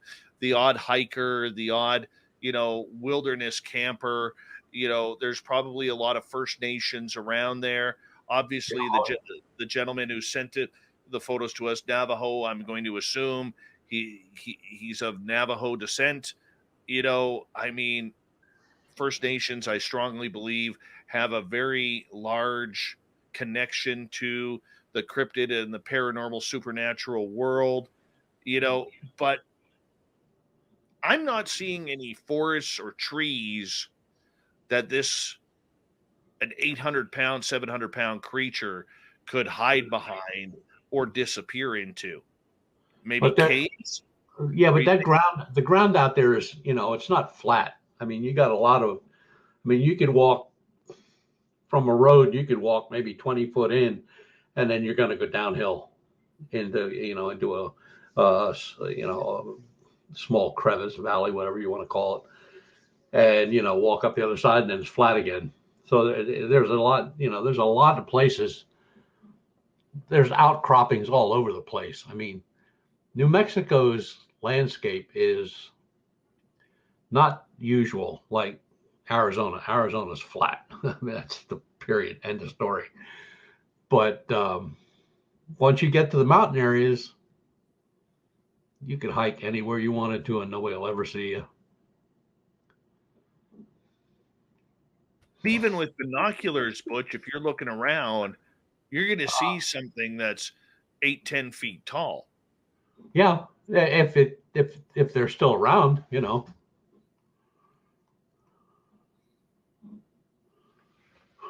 Man, that is Navajo states, I'm not going there at night alone. I don't blame him. My goodness. I don't blame him at all. My goodness. That is a good print. I do want to ask you, and thank you, Navajo, for sharing those photos with us. And for our radio audience who is listening in, you can just go to our YouTube channel, youtube.com/spaced out radio, to look at the photos. So that way you can have a picture of them. But Butch, you know, looking at the photos that Navajo caught, we're looking at, to me, at least 3 different size prints here. At least 3. Okay, but here's the curiosity part, even for me here in British Columbia, where we have found prints. A lot of times you never see a trail of them. Okay, and you only see one, maybe a broken up one that you can't tell if it is anything of relevance, but usually it's only one print. Why is that? I've been asking myself that question for years. Now, I've seen tracks that go along a riverbank or in the snow. So, you know, but at one time it just seemed like the only print that was ever taken was the right print, the right foot. And but now up in your area, I'm trying to think of the name of the lake. Harrison? What? Harrison? It's a big lake. But anyway, 2 guys went up there. Their father and his buddy were fishing. He had some stuff thrown at him. And then he and his buddy went up. Oh, he and 2 guys went up. And they were following prints in the moss. There was a lot of moss. And he photographed there. He didn't cast anything, but he photographed everything. And the one set of prints was kind of strange because it was very large. Excuse me, very large. But the next step was about half that size. So did he come down like this, you know, lifting his heel up because you couldn't see the heel, but you can see the same width and everything on the toes. But that, you know, it doesn't really mean anything because, like you said, you might find 1, you might find 2, but to find them, you know, left, right, left, right, left, right. I mean, that's unusual, very unusual.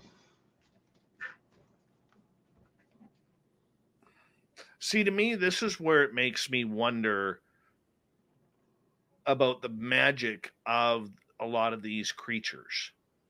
Because when you sit there, and I've talked to, it doesn't matter whether it's you, Lon Strickler, you know, Nate Rudd, Duke from World Bigfoot Radio on YouTube, you know, many, many others who have been watching and following this creature for years. To have just one footprint is so vague and in the middle of nowhere, where you're not going to, you know, we're not talking about these stupid monoliths that were, you know, running, you know, people were running into certain areas and putting these stupid monoliths up like we saw last year. I mean, this has been going on for decades, where people will go into an area and there is one print, and usually it's the right foot. Yeah. You know, I mean, there are certain areas that you can't just create a print without some massive, massive weight. I mean, whether it's the deserts of New Mexico or the forestry roads of Western North America, those roads are so highly packed down that you could barely make a vehicle print in them, let alone a monster footprint. And that's what I'm saying is it's not someone who, Butch, is tying a printout of a plywood 18-inch print going around. Like it just doesn't make sense. No, it really doesn't. But like I said, there have been real good photographs of prints that you could follow. You got especially the one along the riverbank. You got the stride. The stride was like almost 7 foot, and the print itself, the prints themselves were like 18 inches by 8 inches. That's huge. But it was soft ground. He did cast 2 of the prints. And I mean, you could make out everything on the foot, everything. I mean, it was just, and then what was weird about it was like they went a pretty good distance. He was just going down to fish and he kind of caught it out of the corner of his eye, and he had his camera. So he just, got his little camera out and started doing his thing. But they went about 40, I think he said 40, 44, 46 feet. And the embankment, which was very low, very, very slight steep from the water up to a tree line. And then they went into the tree line, but he didn't find anything in the tree line. But he followed those prints from where he saw them, where they look, I would say, just looking at them like I did, that it looked like they came out of the water and then went down along the water on the soft dirt into the woods, but nothing in the woods.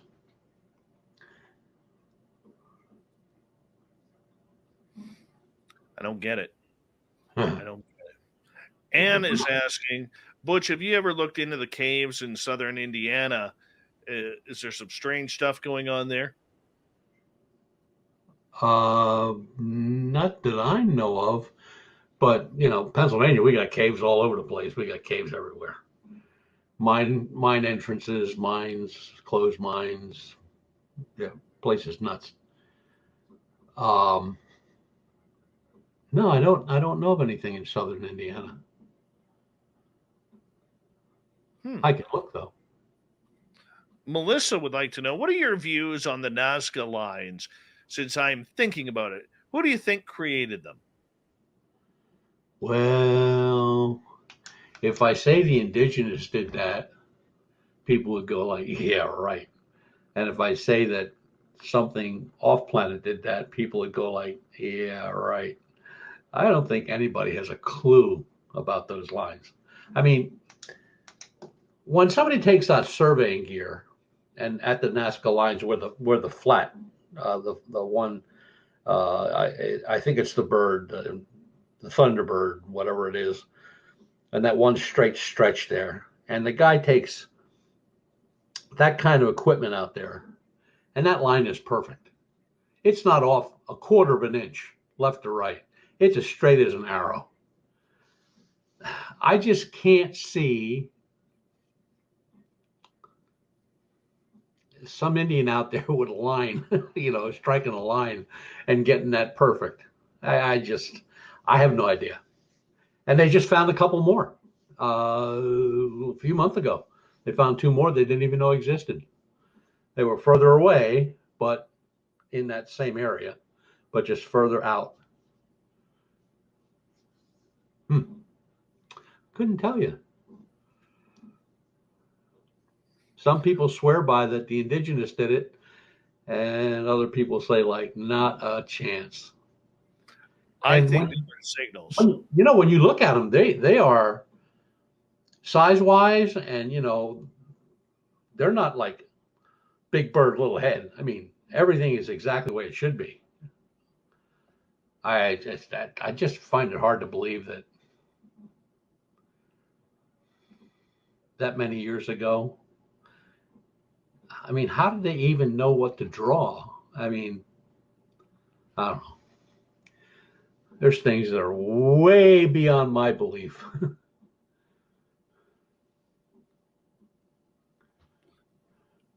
I think they are signals. Back then, when things were drawn, they were drawn because people saw them. Okay, this is why if you go and look at a lot of the hieroglyphs that are out there, they are created by the creatures that were around them. Like I know in our area, there are hieroglyphs here of the indigenous who were killing bears and fish and mountain lions and everything along those lines. There also is mention of a lot of star people around, right? Well, where does this come from? Yeah. Right. I mean, Right. Egypt is the same way. The Mayans are the same way, is yeah. that they had no reason. I mean, how do they know what a spaceship looks like? Well, one of the things that always bugged me was, whether it's not so much the Nazca lines, but hieroglyphs of Mayans down in South America, and then you can go to like Vietnam, and there's the same drawing, exactly the same. Mm-hmm. Or you can go from there, and you can go to Ireland, and the same markings are in a cave somewhere. I mean, that's crazy. Look, whatever's around has been around for a long time. I mean, they were here before us. I just, when people say, well, no, it's just us, and I'm like, nah, I don't think so. Same thing with when people talk about stuff from planets, well, there can't be anybody else out there but us, or they know all about. Give me a break. How do you know they're not us? Or we ain't them? You know what I mean? Very true. There's so much we don't know. I mean, there's a lot of talk, a lot of skepticism, a lot of bantering about what it is and what it isn't. And, you're looking at the person who's telling you all that, and he's got an IQ of about 6, and I'm giving him 4. So we'll find out. We'll know. I mean, eventually things will start meshing up. They'll start getting together. But there's some stuff that we just can't explain. I mean, the stuff that I've seen flying in the sky, I'm going like, how do they do that? How does that happen? How does something go that fast? I can watch it from horizon to horizon in just a couple seconds. Truth. And people go like, oh, well, that's one of ours. Let me tell you something. Not a chance do we have anything like that, or anybody else. There's no way. 90 seconds left, Butch, before we got to go to break. Thin Lizzy is wondering, did you receive any reports out of Colorado this year of anything strange? I haven't. A friend of mine did. He lives in this Western Ohio. And I think he's working on I guess the best way to put it is a strange looking mountain lion that is way too big and multicolored. So I don't know enough about it yet, but if I get any more information on it next time I'm on the show, I'll make sure I put it out there. But all I know is it was way too big. It was like saber-toothed tiger size, but it was multicolored, and mountain lions are not multicolored. And the head was kind of misshapen, and the tail was really short instead of long. That's pretty much all I know. So if any of that gets back to me, I'll make sure I bring it up I'll make a note here. I'll bring it up on the show next time. For sure. Butch, we got you for another 30 minutes here on Spaced Out Radio. Uh-huh. And you know what? We're going to continue with audience questions here because we have a lot to go through here when we come back from the break. And then at the bottom of the hour, we're going to say hello to the fedora-wearing John Hudson with the Unbiased UFO Report. A couple of amazing stories that have happened in the UFO world that are going to make you think. Spaced Out Radio with Butch Witkowski, Strange Days. Final appearance of Butch of 2021, heading into the final half hour on Spaced Out Radio.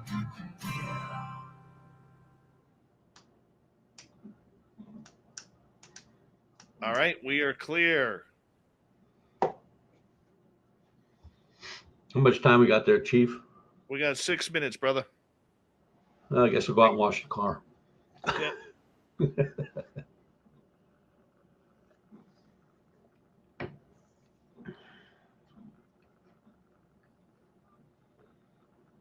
Good night, Gordium.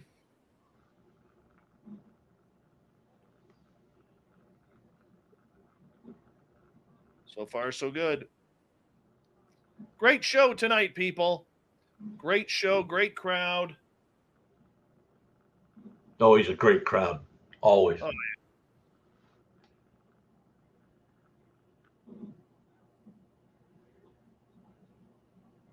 Always. Oh. all right. Butch is going to tinkle.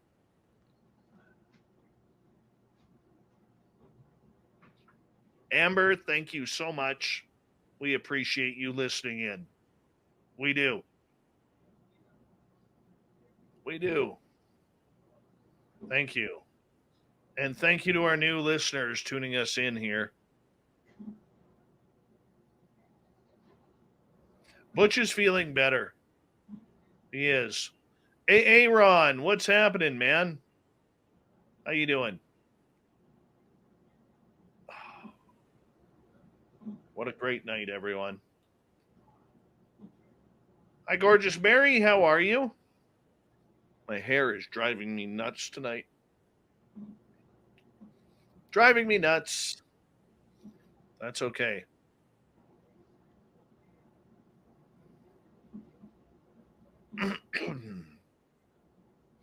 By the way, if you haven't checked out our TikToks, Thin Lizzie Borden in our chat room is the amazing queen behind our TikToks that she is putting out there.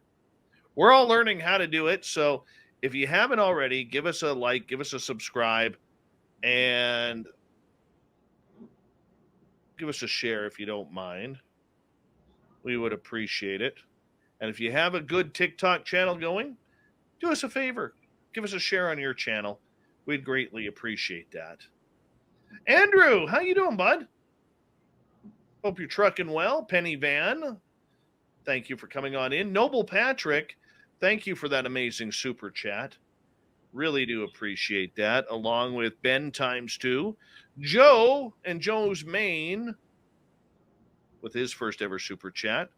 Daryl ×2, Phil, Rooted in Gorgeous Sacredness, Thomas, Sugar Britches, Sally, Dry Toast, Tim, Smithy, and Simon, Alvin, and Theodore as well. Thank you so much for the love. Really do appreciate that. That's amazing, you guys. Thank you. Sweet Tony D, good morning to you in the UK. We are not eating pancakes with bacon at this hour. That would be considered breakfast for late night snack, and that doesn't work. That doesn't work. Hello, gorgeous Gene Beckett. How are you? Duke, you look stunning. Thank you for coming on in. Do I really look stunning? Oh, you look amazing. You look amazing. You're a sicko. You love me. Andrew's at the world's largest truck stop in Walcott, Iowa right now. Terrible times. How are you?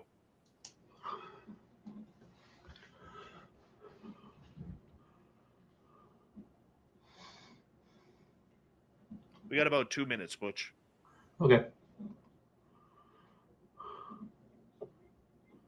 What a great show tonight.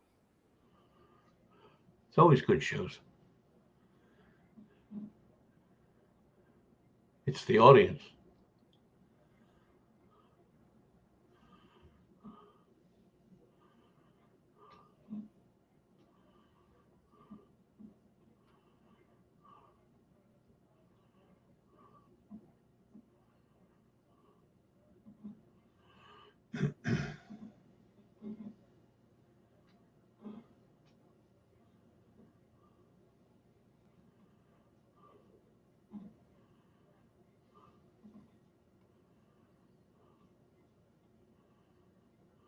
$90 seconds.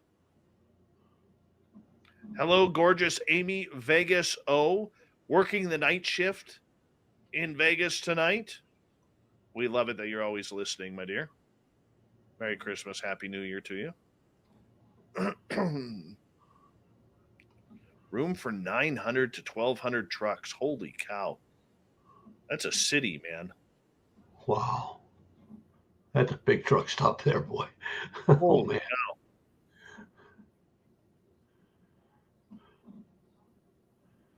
The gorgeous Coral Libra Queen, good morning to you.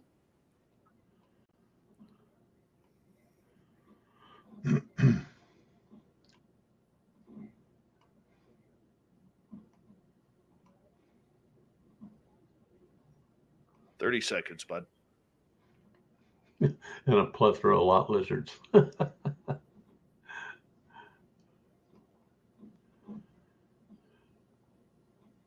Big thank you to all the veterans tuning us in tonight. You always have a safe home here on Spaced Out Radio in our chat room. And don't forget, you can do a little shopping at spacedoutradio.com. Get your latest swag that we got up, and we are working on more as well. And here we go, everyone, with the final hour tonight.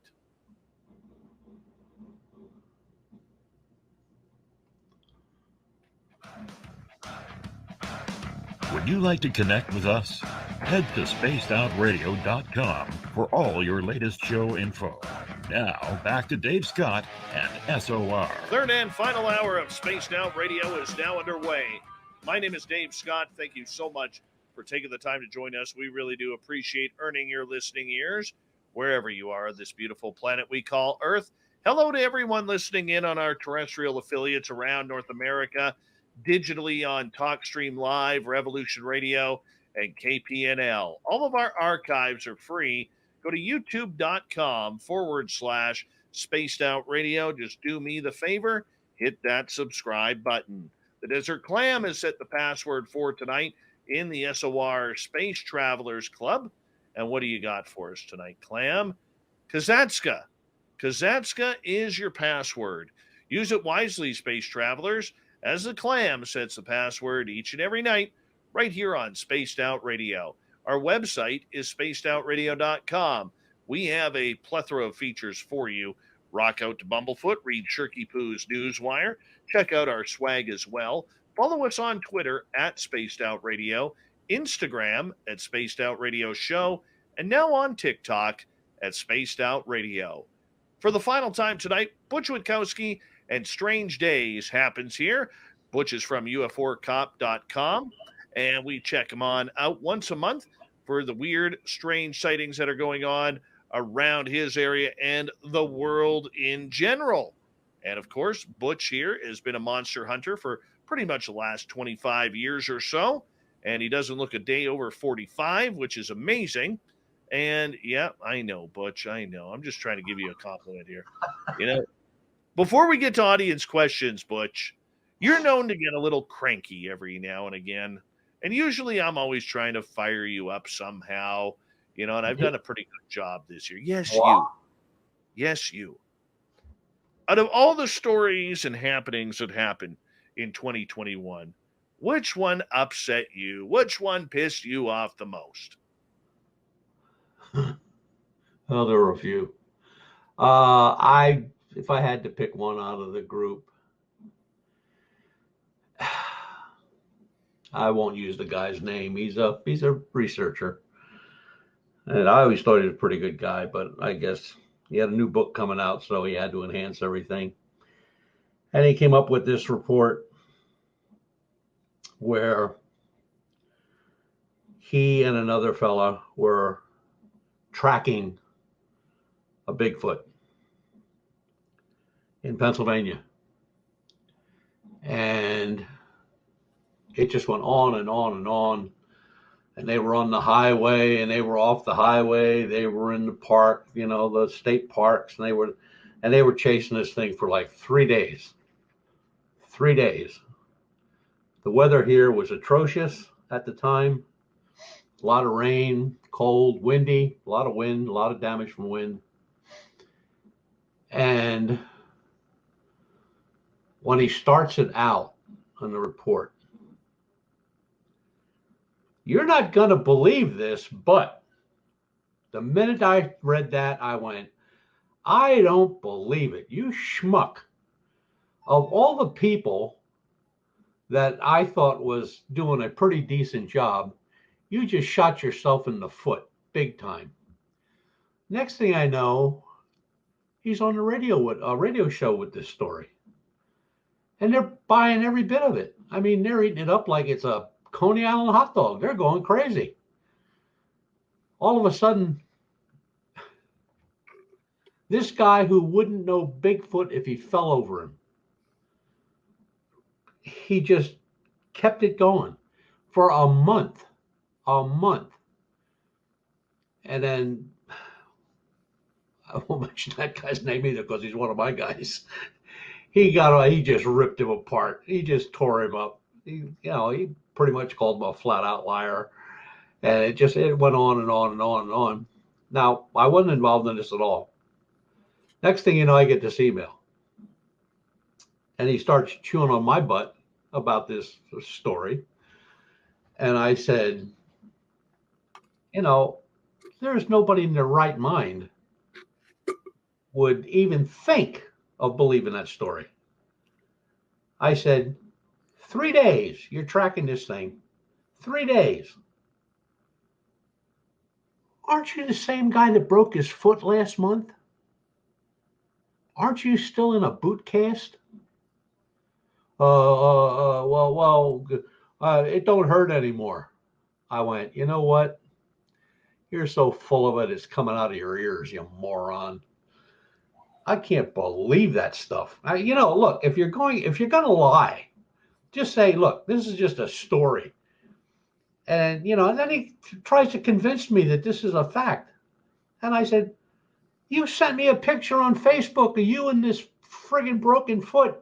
And now you expect me to believe that you're out trouncing around for 3 days in state parks, in bad weather, high winds, lots of damage from the wind, highways, and with some other schmuck that I don't even know who that guy is. And I said, and you expect me to believe this bullcrap? He said, would I lie to you? And I said, yes, evidently you would. You are, you jerk. I said, you know what? Do me a favor. Don't contact me anymore. Just stay away. I said, because, you know me. I may be old, but I'm pretty ornery.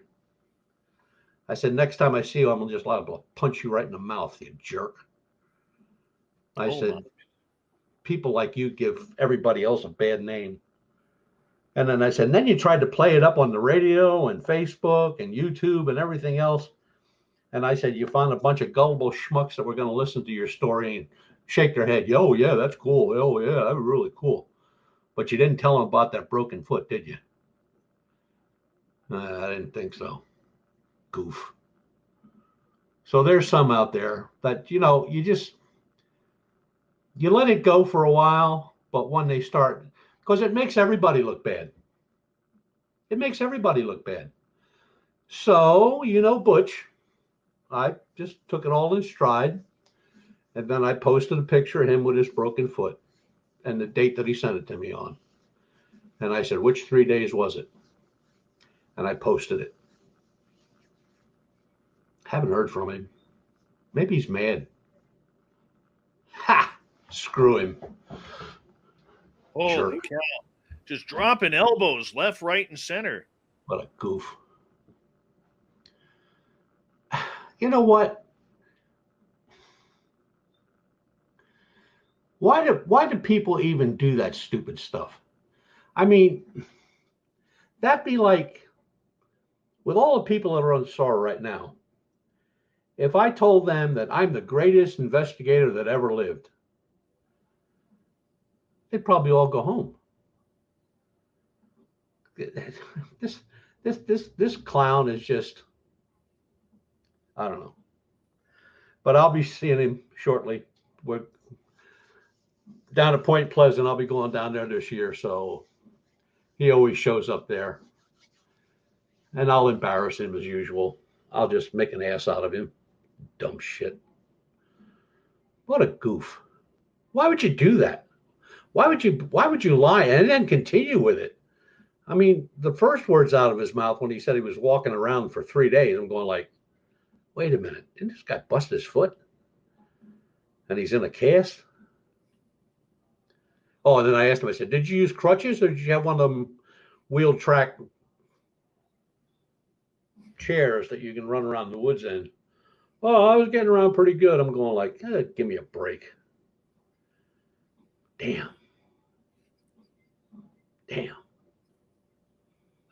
Oh, I love it.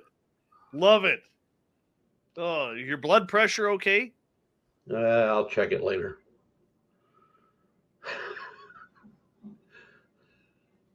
World Bigfoot Radio Super Duke says, punch him, Butch. Give him an elbow drop for me. I'd like to do more than that. I'd like to rip his lungs out. Goof. Wow. You know, but that's what hurts our community, man. That's what hurts our community. The yeah, minute it does. start to get any momentum, you get people like this who just want to be the star on the show, do the talk show circuit on every social media platform they can in order to get their name out there. Well, it's the fortune and glory. That's what they're looking for. They think they're going to get paid for this. I've never received a dime in 30 years for all the work I've done and all the money I've spent. Not a dime. We don't take contributions. I mean, it's just, you're out there to do something, and whatever you see, whatever you find, you share with people that want to know. And just tell them the facts. This is what I know. This is what I don't know. And that's fine. But when you go out there and just snowball everybody and blow smoke up their butt, it's just not right. It's just not right. I get emails and, from people that they're not even doing anything. They're not researching or anything. They just have a question about a report or something they read in a book. And I could be a real jerk and just say, look, don't bother me, and hang up. But I don't do that. I'll talk to them until they get all the answers they need, if I can supply them. And there's some that I can't supply because I don't know anything about the report. But I have people call me, what books should I read? Do you know anybody in my area that can help me out with a case? Yeah. Maybe I can, maybe I can't. But guys like that just get me cranked. I'm going to be awake all night now thinking about I want to strangle that little piece of shit. Oh my, Butch, tell us how we really feel about the guy. Oh my goodness. Oh my goodness. I don't mean to laugh, but I didn't expect you to get that wound up about it. Holy cow. Holy cow. Make me want to cover up and go find my safe spot here in the studio. Well, they'll get their comeuppance eventually. I mean, they'll get caught on a radio show maybe, or at a conference. And if he's at that conference down there, I will make sure that story will get all over the place. I will go out of my way. Nothing like a little cryptid revenge to end the year of 2021. You got that right, brother. About 10 minutes left before we got to say goodnight. to Butch Witkowski, goodbye to 2021 with Butch until he is back next year for year number 7 of doing Strange Days here on Spaced Out Radio. Butch, I had a question earlier from the audience regarding missing people, the 411 cases. Oh, yeah, Dave's stuff. Yeah. You know, this is something that isn't going away. It's No. becoming a little bit more popular. People are Yes. really starting to pay attention more than ever regarding the work of David Paulides and others like Steve Stockton with Missing Persons and Mysteries on YouTube. I mean, Butch, every year we know, thanks to you, that there are about 65,000 Americans that go missing without a trace. Yes. This is after there's about 1 million Americans every year that go missing. But after you whittle it down from everybody between who changes their identity due to a bad divorce, to people who are murdered, to people who commit suicide, to people who flee to other countries, because there's always a paper trail in today's electronic world. There's 65,000 people who vanish without a trace. Yes. And we're not talking just, shady people. We're talking children, the elderly, the sick, the disabled, the mentally challenged, the healthy, doctors, lawyers, McDonald's workers, Walmart workers, construction workers. It's a very big mix of people who go missing. Why do we need to take more time to investigate this outside of just the few people who are? Well, people have defined ufology as the only thing in ufology with people that go missing for a time are the abduction cases. They never look toward or back at the amount of people that go missing every year in this country. And that, I'm just talking about this country. When you add up all the other countries, which they don't really keep records, I mean, you got whole villages that have disappeared in Africa. Whole villages, I mean, gone.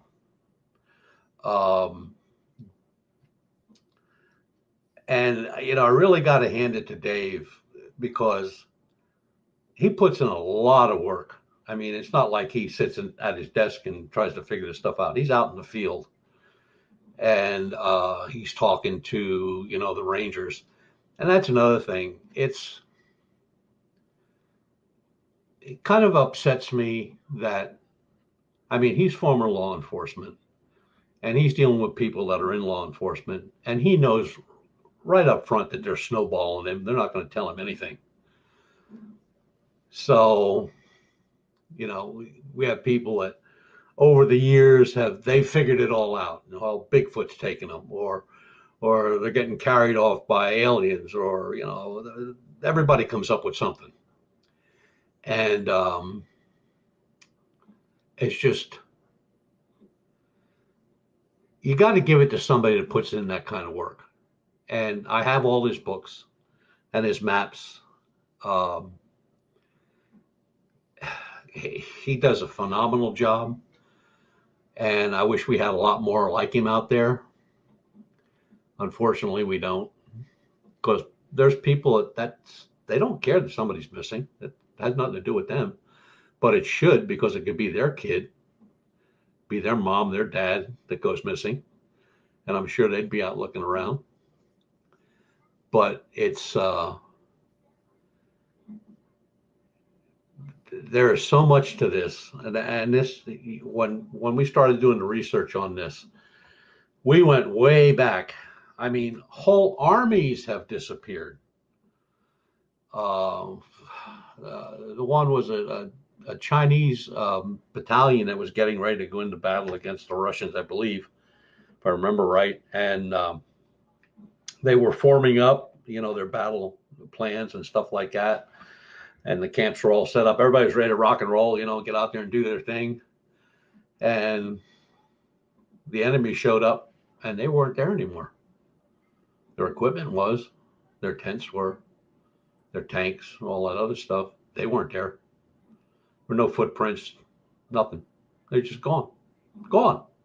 That's crazy. A whole army. We're talking about 300 men gone. Just never found. Nothing. Weapons were laying there.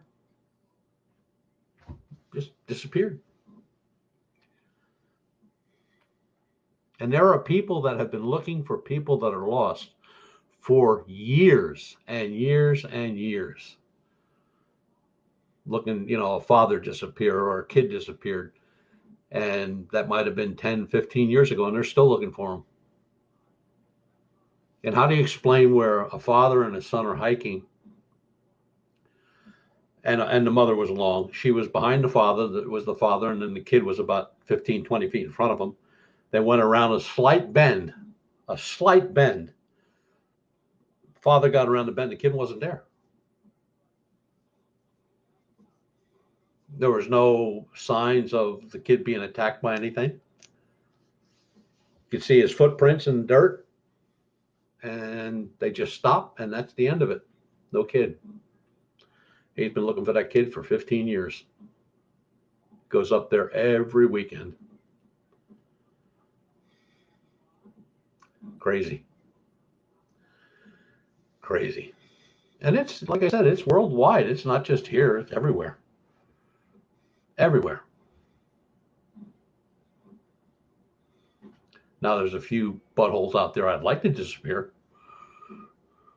And I have friends that would help me bury the body too. Well, I think we all have that. But I mean, just the fact, Butch, that a lot of these people are gone. They have no their wallets are, say, in their car or back at home. Their keys, their doors are locked. Yeah, they don't take any money out of their accounts. I mean, phone hasn't been used. All that stuff. Where'd they go? They surely just didn't go up to start a new life.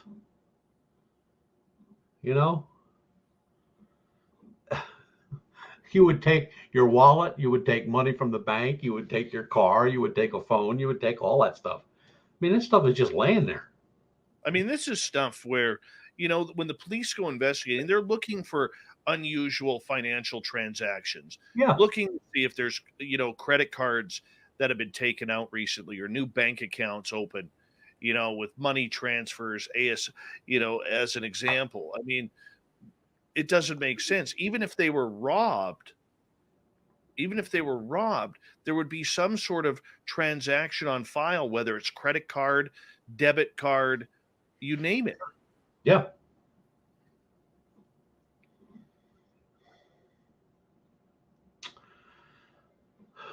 Don't know. Just don't know. Do any of these people ever reappear, Butch, as we got about 2 minutes to go? No, they don't.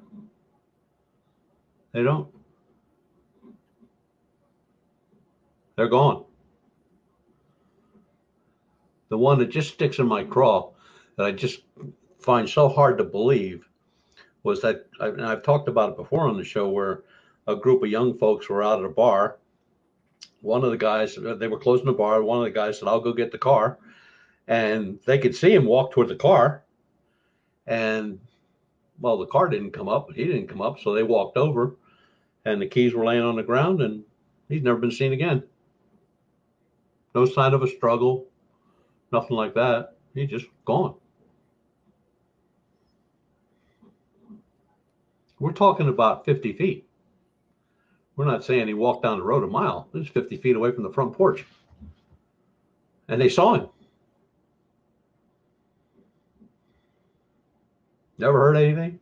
Just gone. One final minute here with you, Butch. Sure. And I want to say a big thank you to everything that you do for this show. And 2021 was an amazing year, especially in 2020 when you were coming off your heart attack and you had to miss a bunch of shows in order to get healthy again. And we're so proud that you were able to make it through and your health issues and to be able to come through to this show, man. You are so loved by our audience, Butch, and big thank you. And I'm so looking forward to doing this again with you in 2022. Absolutely. I've enjoyed every show, even though you get me cranked up. I hope all the people out there that listen have a good new year and stay healthy. And I guess we're going to see them in 1 month. 1 month. January 31st. Butch Witkowski, Strange Days. We'll talk to Butch next year. The fedora-wearing John Hudson is about to join us for the Unbiased UFO Report. We continue right after this.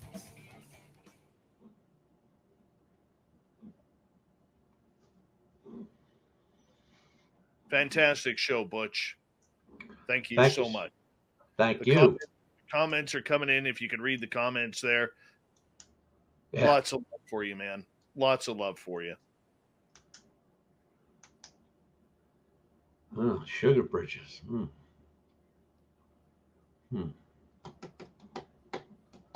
Okay.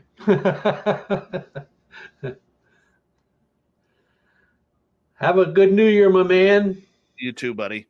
You need anything? And Lon's going to send you some photographs.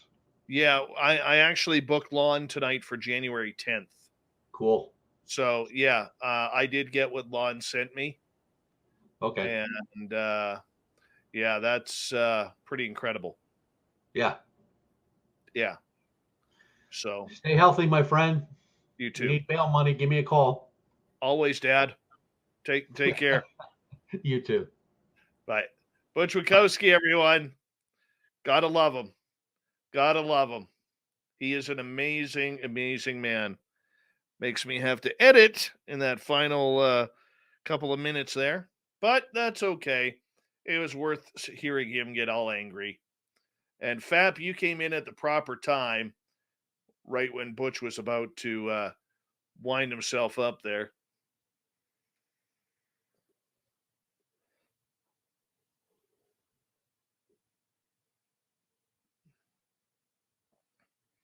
Just wait for the fedora-wearing John Hudson to join us.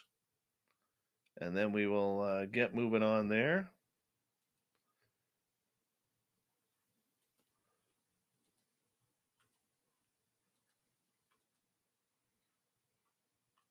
It's good times, people. Very good times. There he is. The fedora-wearing... Your room is getting darker and darker, man. Oh, yeah, well, yeah, I can turn up the light a little bit. Hold on a second. Let's see if we can turn it up a little bit. Hold on a second. Let's see here. Hold on a second. Let's see if look at you. You look like one of the Bee Gees right now with that beard. Yeah, it was actually funny. I actually asked my my daughter the other day. I'm like, honey, like, why haven't you said anything about my beard? And she grinned and she goes, because I like it. And she like reached up and touched it. And I was like, wow, boy, talk about winning points for the beard. Nice. You know, if your little girl actually thinks that likes your beard, then you're in pretty good shape. So yeah, but here, let me now I can turn up the light a little bit here. Look at that beard. Well, it's supposed to be turning up the light. I don't know why it's not turning up the light. It's kind of frustrating. Yeah, you're really dark, dude. What is going on here? Oh my goodness. God, I love technical problems. Man, anyway, but I'll keep messing with this, and I'll light myself up better in a second. But we can go ahead and go on. I don't want to be belaboring this issue so give me a second here, and I'll take care of it. But don't worry about it; it'll be fixed in a second. Mm-hmm. I have too many networks in my house. Is my problem. And you're all on the light switch. My lights only are accessible through one network. And I thought I was on the right network, and I wasn't. And so I was like trying to figure out why my switch wasn't, not my real switch, but my soft switch wasn't actually working. There we go. There you go. That's a little better. There we go. That's a little better. Is that a Nerf gun in the back there? Yes. Yeah.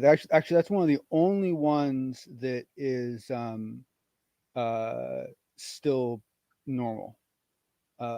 Normally I put a lot of effort into remaking them into other things, molding clay and paint and so forth, and then I upgrade their springs and everything. And so I usually, kind of cosplay type stuff, just You for can fun. you can come on over and have a war at my place, man. Oh, well, what's really funny is that I've actually had to stop doing some of the modifications because the gun started shooting at about 160 feet per second. And at 160 feet per second, it can hurt. And so I've had to start, tuning it. It's kind of funny. You keep thinking bigger is better, and then no, there's a point where bigger is not better anymore. Very nice. And I apologize about my notes. I will have them to you in a second. I'm just looking for an image that I can't find. Well, while you do that, I'm going to say a big thank you to Obi, to Noble Patrick, Ben ×2, Joe's Main, Daryl ×2, Phil, Rooted in Gorgeous Sacredness, Thomas, Sugar Britches, Sally, Dry Toast, Tim, Smithy, and Simon for the amazing super chats tonight. Thank you so much for the love. We really do appreciate the support. And here we go.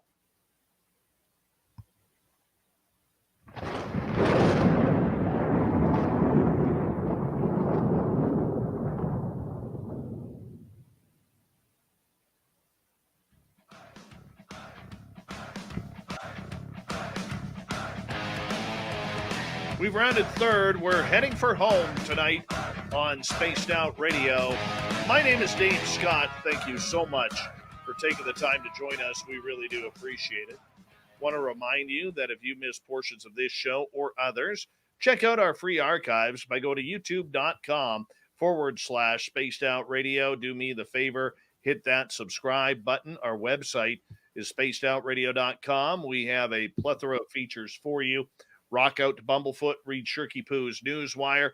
Check out our swag as well. Follow us on Twitter at Spaced Out Radio, Instagram at Spaced Out Radio Show, and now on TikTok at Spaced Out Radio. It is time once again for us to move on to the unbiased UFO report. Here comes John Hudson.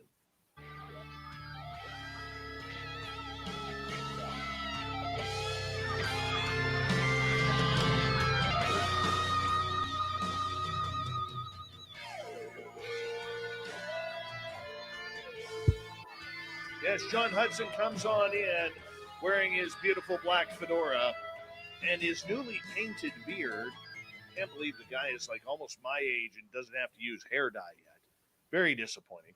But I mean, here it is as we bring the unbiased UFO report coming on in. And big news coming out of Washington, D.C., John, where President Joe Biden has given a very, very strong signature, which includes the UFO studies. I know. It's like, pop the champagne. I mean, like, is everyone like properly like excited? I mean, this is like, this is no. Okay. I get it. But no, but seriously, this is really good because the thing is that, this is a huge piece of legislation. The UAP stuff is just part of it, but there was no issues with it. And so it all went through, it all got signed. And now, so for the first time in history, we actually have legal right, an actually legally accepted document in the U.S. government that stipulates the existence and the way to deal with UAPs.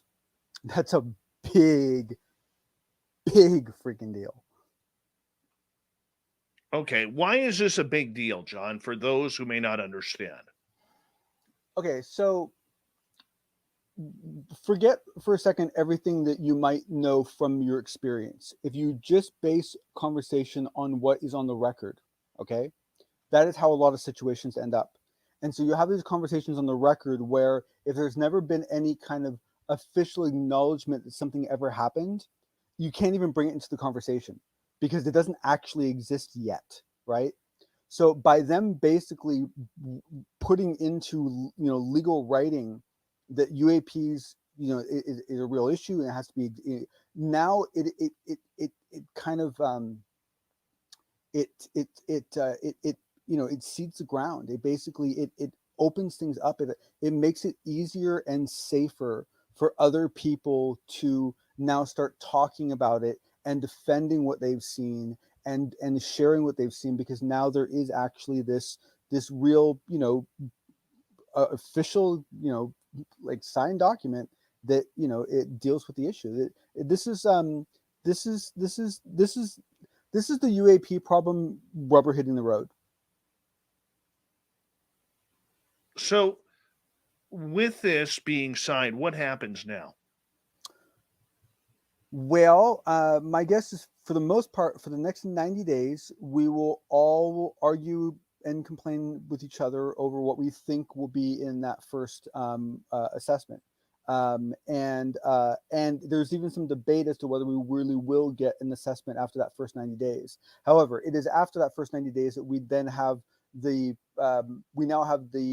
position where we can start asking for those assessments, and we have legal reason to actually demand it because it's actually in the document. It's really quite beautiful. Very nice. Very nice. So if everything goes as planned, when are we going to see the startup of this new UFO task force?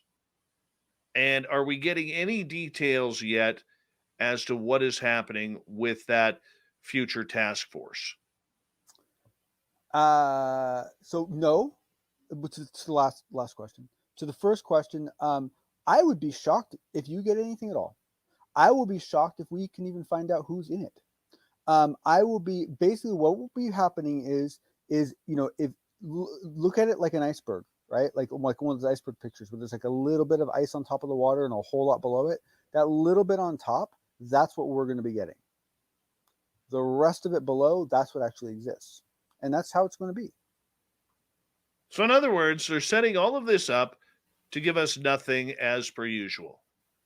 No, more than nothing, but nowhere near what you want.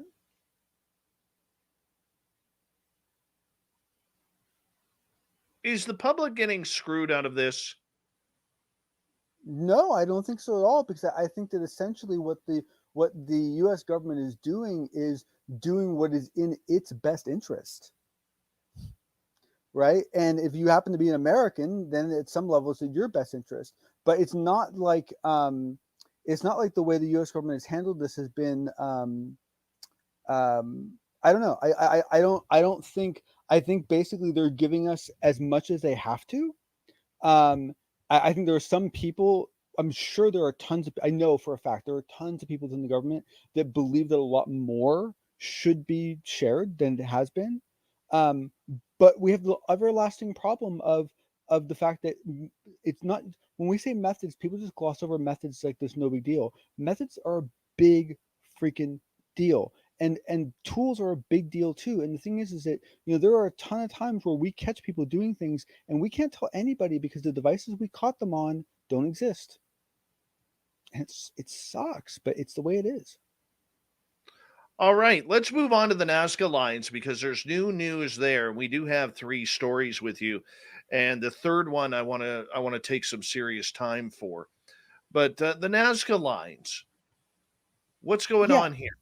Well, so it was more that I was excited to hear it come up in your conversation with your guest tonight, and the Nazca lines have been coming up lately in conversation because essentially they found some additional glyphs that they hadn't found before, which when you see them you're kind of like, really, like, how could you not, like, they're big and they're detailed, and anyway, not my problem.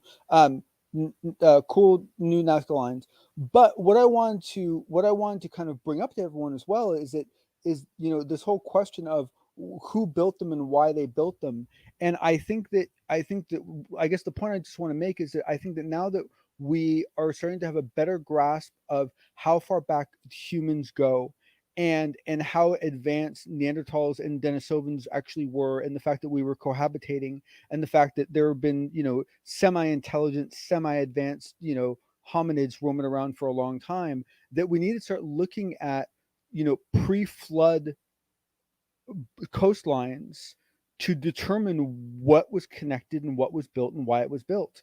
And I think the Nazca lines are a great example, because if you drop the ocean over there, 500 to 1,500, 2,500 feet, depending on the area, you will find that the Canary Islands end up being part of a land bridge that leads you right to the Nazca lines. I mean, like it's like a march. Like you just go doop, doop, doop, doop, doop. I have a picture of it. I'll show you. And you just boom. It's like a map. It's like Google Maps. Here, this way to Nazca lines. It's crazy, but you got to drop the ocean quite a bit. Now, the last time the ocean was that low, I don't know for sure, right? I know it was at least 35,000 years ago. And I'm not saying that this hypothesis is right either. What I'm saying is that now that we have a wider view of how long humans have been operating on this planet, we need to take those new glasses and re-look at old problems like the Nazca lines, because I think we're going to start seeing new solutions. Are you still a believer, or what do you believe in what they were drawing in the lines? You know, because I mean, for them to draw everything from cats to aliens, it looked like they were putting out a signal to something off world. It was CE5 with finger paints. Is that what you think? Yeah, I really do. Now, does it necessarily mean they ever got an answer? I have no idea. I have no clue whether it was ever symmetrical, communication. But I think it's pretty much safe to say that whether they thought they were communicating with with entities in the sky or entities in the stars, those pictures were communication tools meant for someone to be seen from way high up. Now, it's also possible that it was for their own ancestors as their own spirits went up into the sky. That's possible too. There's all sorts of interesting scenarios, but clearly those images are drawn for someone who is not on the ground. All right, and finally tonight, and you know what? This one may take up a little bit of time here, but Shirky Poo has it in her headline for the news as well. And I'm going to just kind of read a report here that NASA has made some very interesting hirings in the past couple of days here. They have hired a number of theologians to prepare humanity for alien contact. A priest and other religious experts have been called on to help Earth deal with the possibility of extraterrestrial life. NASA is enlisting the help of 24 theologians in a move to determine how different religions around the world would react if contact was made with aliens. The space agency hired a group of academics to take part in a program at the Center of Theological Inquiry at Princeton University, to which NASA gave a $1.1 million grant in 2014. Among them is British priest and Cambridge University theologist Reverend Dr. Andrew Davison, who is helping to advise amid the ever-growing likelihood of discovering alien life. His forthcoming book, Astrobiology and Christian Doctrine, considers the possibility of God also creating life elsewhere in the universe, and notes that non-religious people also seem to overestimate the challenges that religious people would experience if faced with evidence of alien life. Carl Pilcher, former head of NASA's Astrobiology Institute, says the theologians were brought in to consider the implications of applying the tools of the late 20th and early 21st century science to questions that had been considered in religious traditions for hundreds or thousands of years. Addressing the idea of Earth as the only planet in space with life on it, he said, that is just so inconceivable when there are over 100 billion stars in this galaxy and over 100 billion galaxies in the universe. Our observational and exploratory space technology is advancing rapidly at present with new tools like the new James Webb Telescope, which launched on Christmas Day, offering a clearer picture of the universe. It has been described as a time machine that could observe distant objects emitting light from further back in time. This is amazing news, John. It is. Very, it is. very. It is. And it's hard not to giggle at some of it for a degree, like, because first I'm thinking like, oh great, you're gonna bring a priest, like how well does that go with exorcisms, and so, but the truth of the matter is that for a lot of people, if they start hearing about aliens from their local police, it's not going to go over well. They're from the local government, not going to go over well. Hear it from their federal government, not going to go over well. They hear it carefully from their local religious leaders, and it's going to be a lot easier for a lot of people to accept that. It's not a bad place for the information to come from. Well, the problem that we have, and we have discussed this on this show for the betterment of a couple of years, and you and I have had some in-depth discussion about this. With more than half the planet being of some religious connotation, everything from Christianity to the very small beliefs, and I don't mean them to be small beliefs, but the small pockets in Africa and in the jungles of Southeast Asia that pray to a deity that we may not even know of. There's over 5,000 deities that are prayed to on this planet. Jainism. And the idea that we may have the religious community now coming on board with UFOs and more so extraterrestrial life, to me, this is a major problem that we are going to see on this planet. Because I know people who I've talked to locally here who believe that anything coming from space is demonic. Anything coming from space, we could pretty much sound the alarm bells for Armageddon and Revelation in the Bible. And it doesn't matter which religion it is, that's a lot of the pictures that we are getting. To a lot of religions, any world event is just a buffet for them to use to then enforce their own doctrine and their own policies and their own belief systems. It's very it's unfortunately it's very normal. It's very human for them to do so. But the thing is that at the same time, for a lot of people, especially when you get away from the larger, religious organizations, you're talking about local parishioners, local, your local priest, your local bishop, your local rabbi, your local whatever, right? Like those are usually like neighborhood folks, right? Like we know them, and that's different. And so hearing it from them, that might be a good conversation place for it to be going on. Well, I think it's an in-depth conversation that needs to happen. And it needs to happen quickly because so much of this is happening so fast right now. Okay. Yeah. And it leads to earlier in 2021, where I started the year off saying and asking, why now? What is the purpose of all of this happening now after decades of cover-up and decades of denial? And now all of a sudden NASA is hiring Spy One Radar, man. Well, whatever it may be, John. No, I know. Okay, no, it could be anything. It could be anything. It could be anything. Yeah. Right now. Yeah. No, it could be anything. But there's a serious connotation to this, and that is, what are they preparing us for? And if they are preparing us, and they are willing to go down this conversation, John, I truly believe that my entire thought process that a date has been set to when contact is going to be made is coming very soon. Yeah. No, I mean, and I think a lot of people are with you. Personally, I'm not. I don't subscribe to that myself. But I've heard that from others, and I think it's a very common. I think it's a very common belief to hold. And the thing is that there's still a lot of good that can come from all this. I mean, there's still a lot of learning that can be done from it. So I'm hoping there'll be some healing from some of all this. Well, and that's what needs to be done. That's what needs to be done, because if we do not take a bigger look at this and check out all of these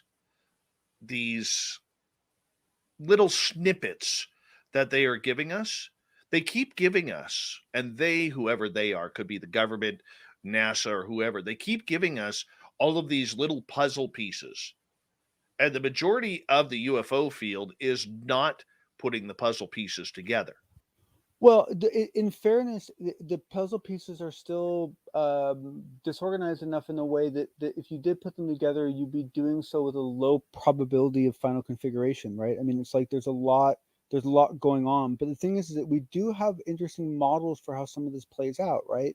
And what some of what we've seen in other models is that some religions may not survive. Some religions may evolve to be more cultural expressions of cultural things and not necessarily structural religions. Some religions will grow, some religions will become multi-planet, and some religions will find things on other planets that they will hold as their sacred places, and they will begin to migrate to those planets just as we migrate to places. And that will eventually happen with humans. It will. The question is, why now? And we need people to start asking the why now question. Whether, we'll continue it here on this show, but journalists such as Ross Coulthart, television heads, need to start asking that question. Yes. Because the entire philosophy is being lined up for us, and the majority are not paying attention.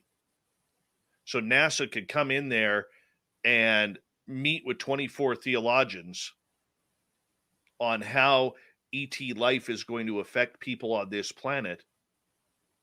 I mean, if this was any other topic other than extraterrestrial, this would be headline news right across the world. Headline news. Yeah, no, it's being throttled, and it's being throttled for what is believed to be a good reason. And honestly, in light of some of the conversations I've seen here, that I've had on Twitter and so forth, I'm not so sure anymore that's not such a bad idea. I think some amount of metered dissemination is probably a good thing, because here's the thing: is it look, a bunch of aliens could show up and tell the world that your religion is wrong, okay, and could even try to offer proof that your religion is wrong. Does that mean they're right? No. Does that mean your religion is wrong? No. Your religion is based on faith. It's based on your belief system. It's your religion. No one can take that from you, right? So believe. Do what you want. Like, I don't care. Green, gray, purple aliens tell you your God doesn't exist. If you want your God to exist, if you believe in your God, then by God, your God will exist, and that's your God to do what you want with. And it's like, to me, it's insane. It's insane. The whole idea that people are afraid that some other being can come from some other planet and hurt their belief system here, to me, doesn't make sense. That's why we call him the fedora-wearing John Hudson, as he comes on in with the unbiased UFO report every couple of nights to keep us updated on what is going on in the world of UFOs. And once again, John, an incredible, incredible job. Thank you so much. Thank you to Shirky Poo for the news and getting us fired up for that major story about NASA going into the religious debate with UFOs. And of course, Butch Witkowski with Strange Days. We'll talk to him next year. We got Mr. Ron Bumblefoot Thal rocking in the background with Little Brother is Watching. Bumblefoot is the official music of Spaced Out Radio, rocking us in and out of every single show. Get your horns up for the guitar god himself.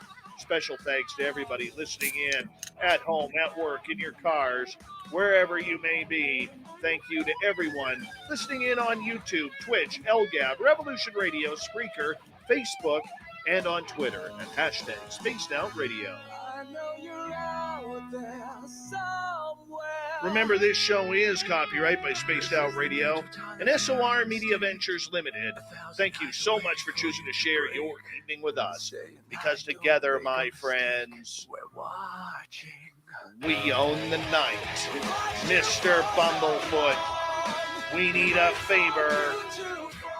We need you to take us home.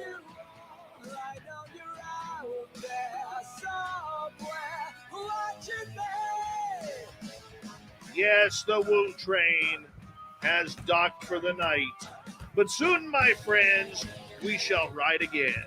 Your seats are always available. Your tickets never expire. And if you want to bring a friend, we've got room for them too. Good night.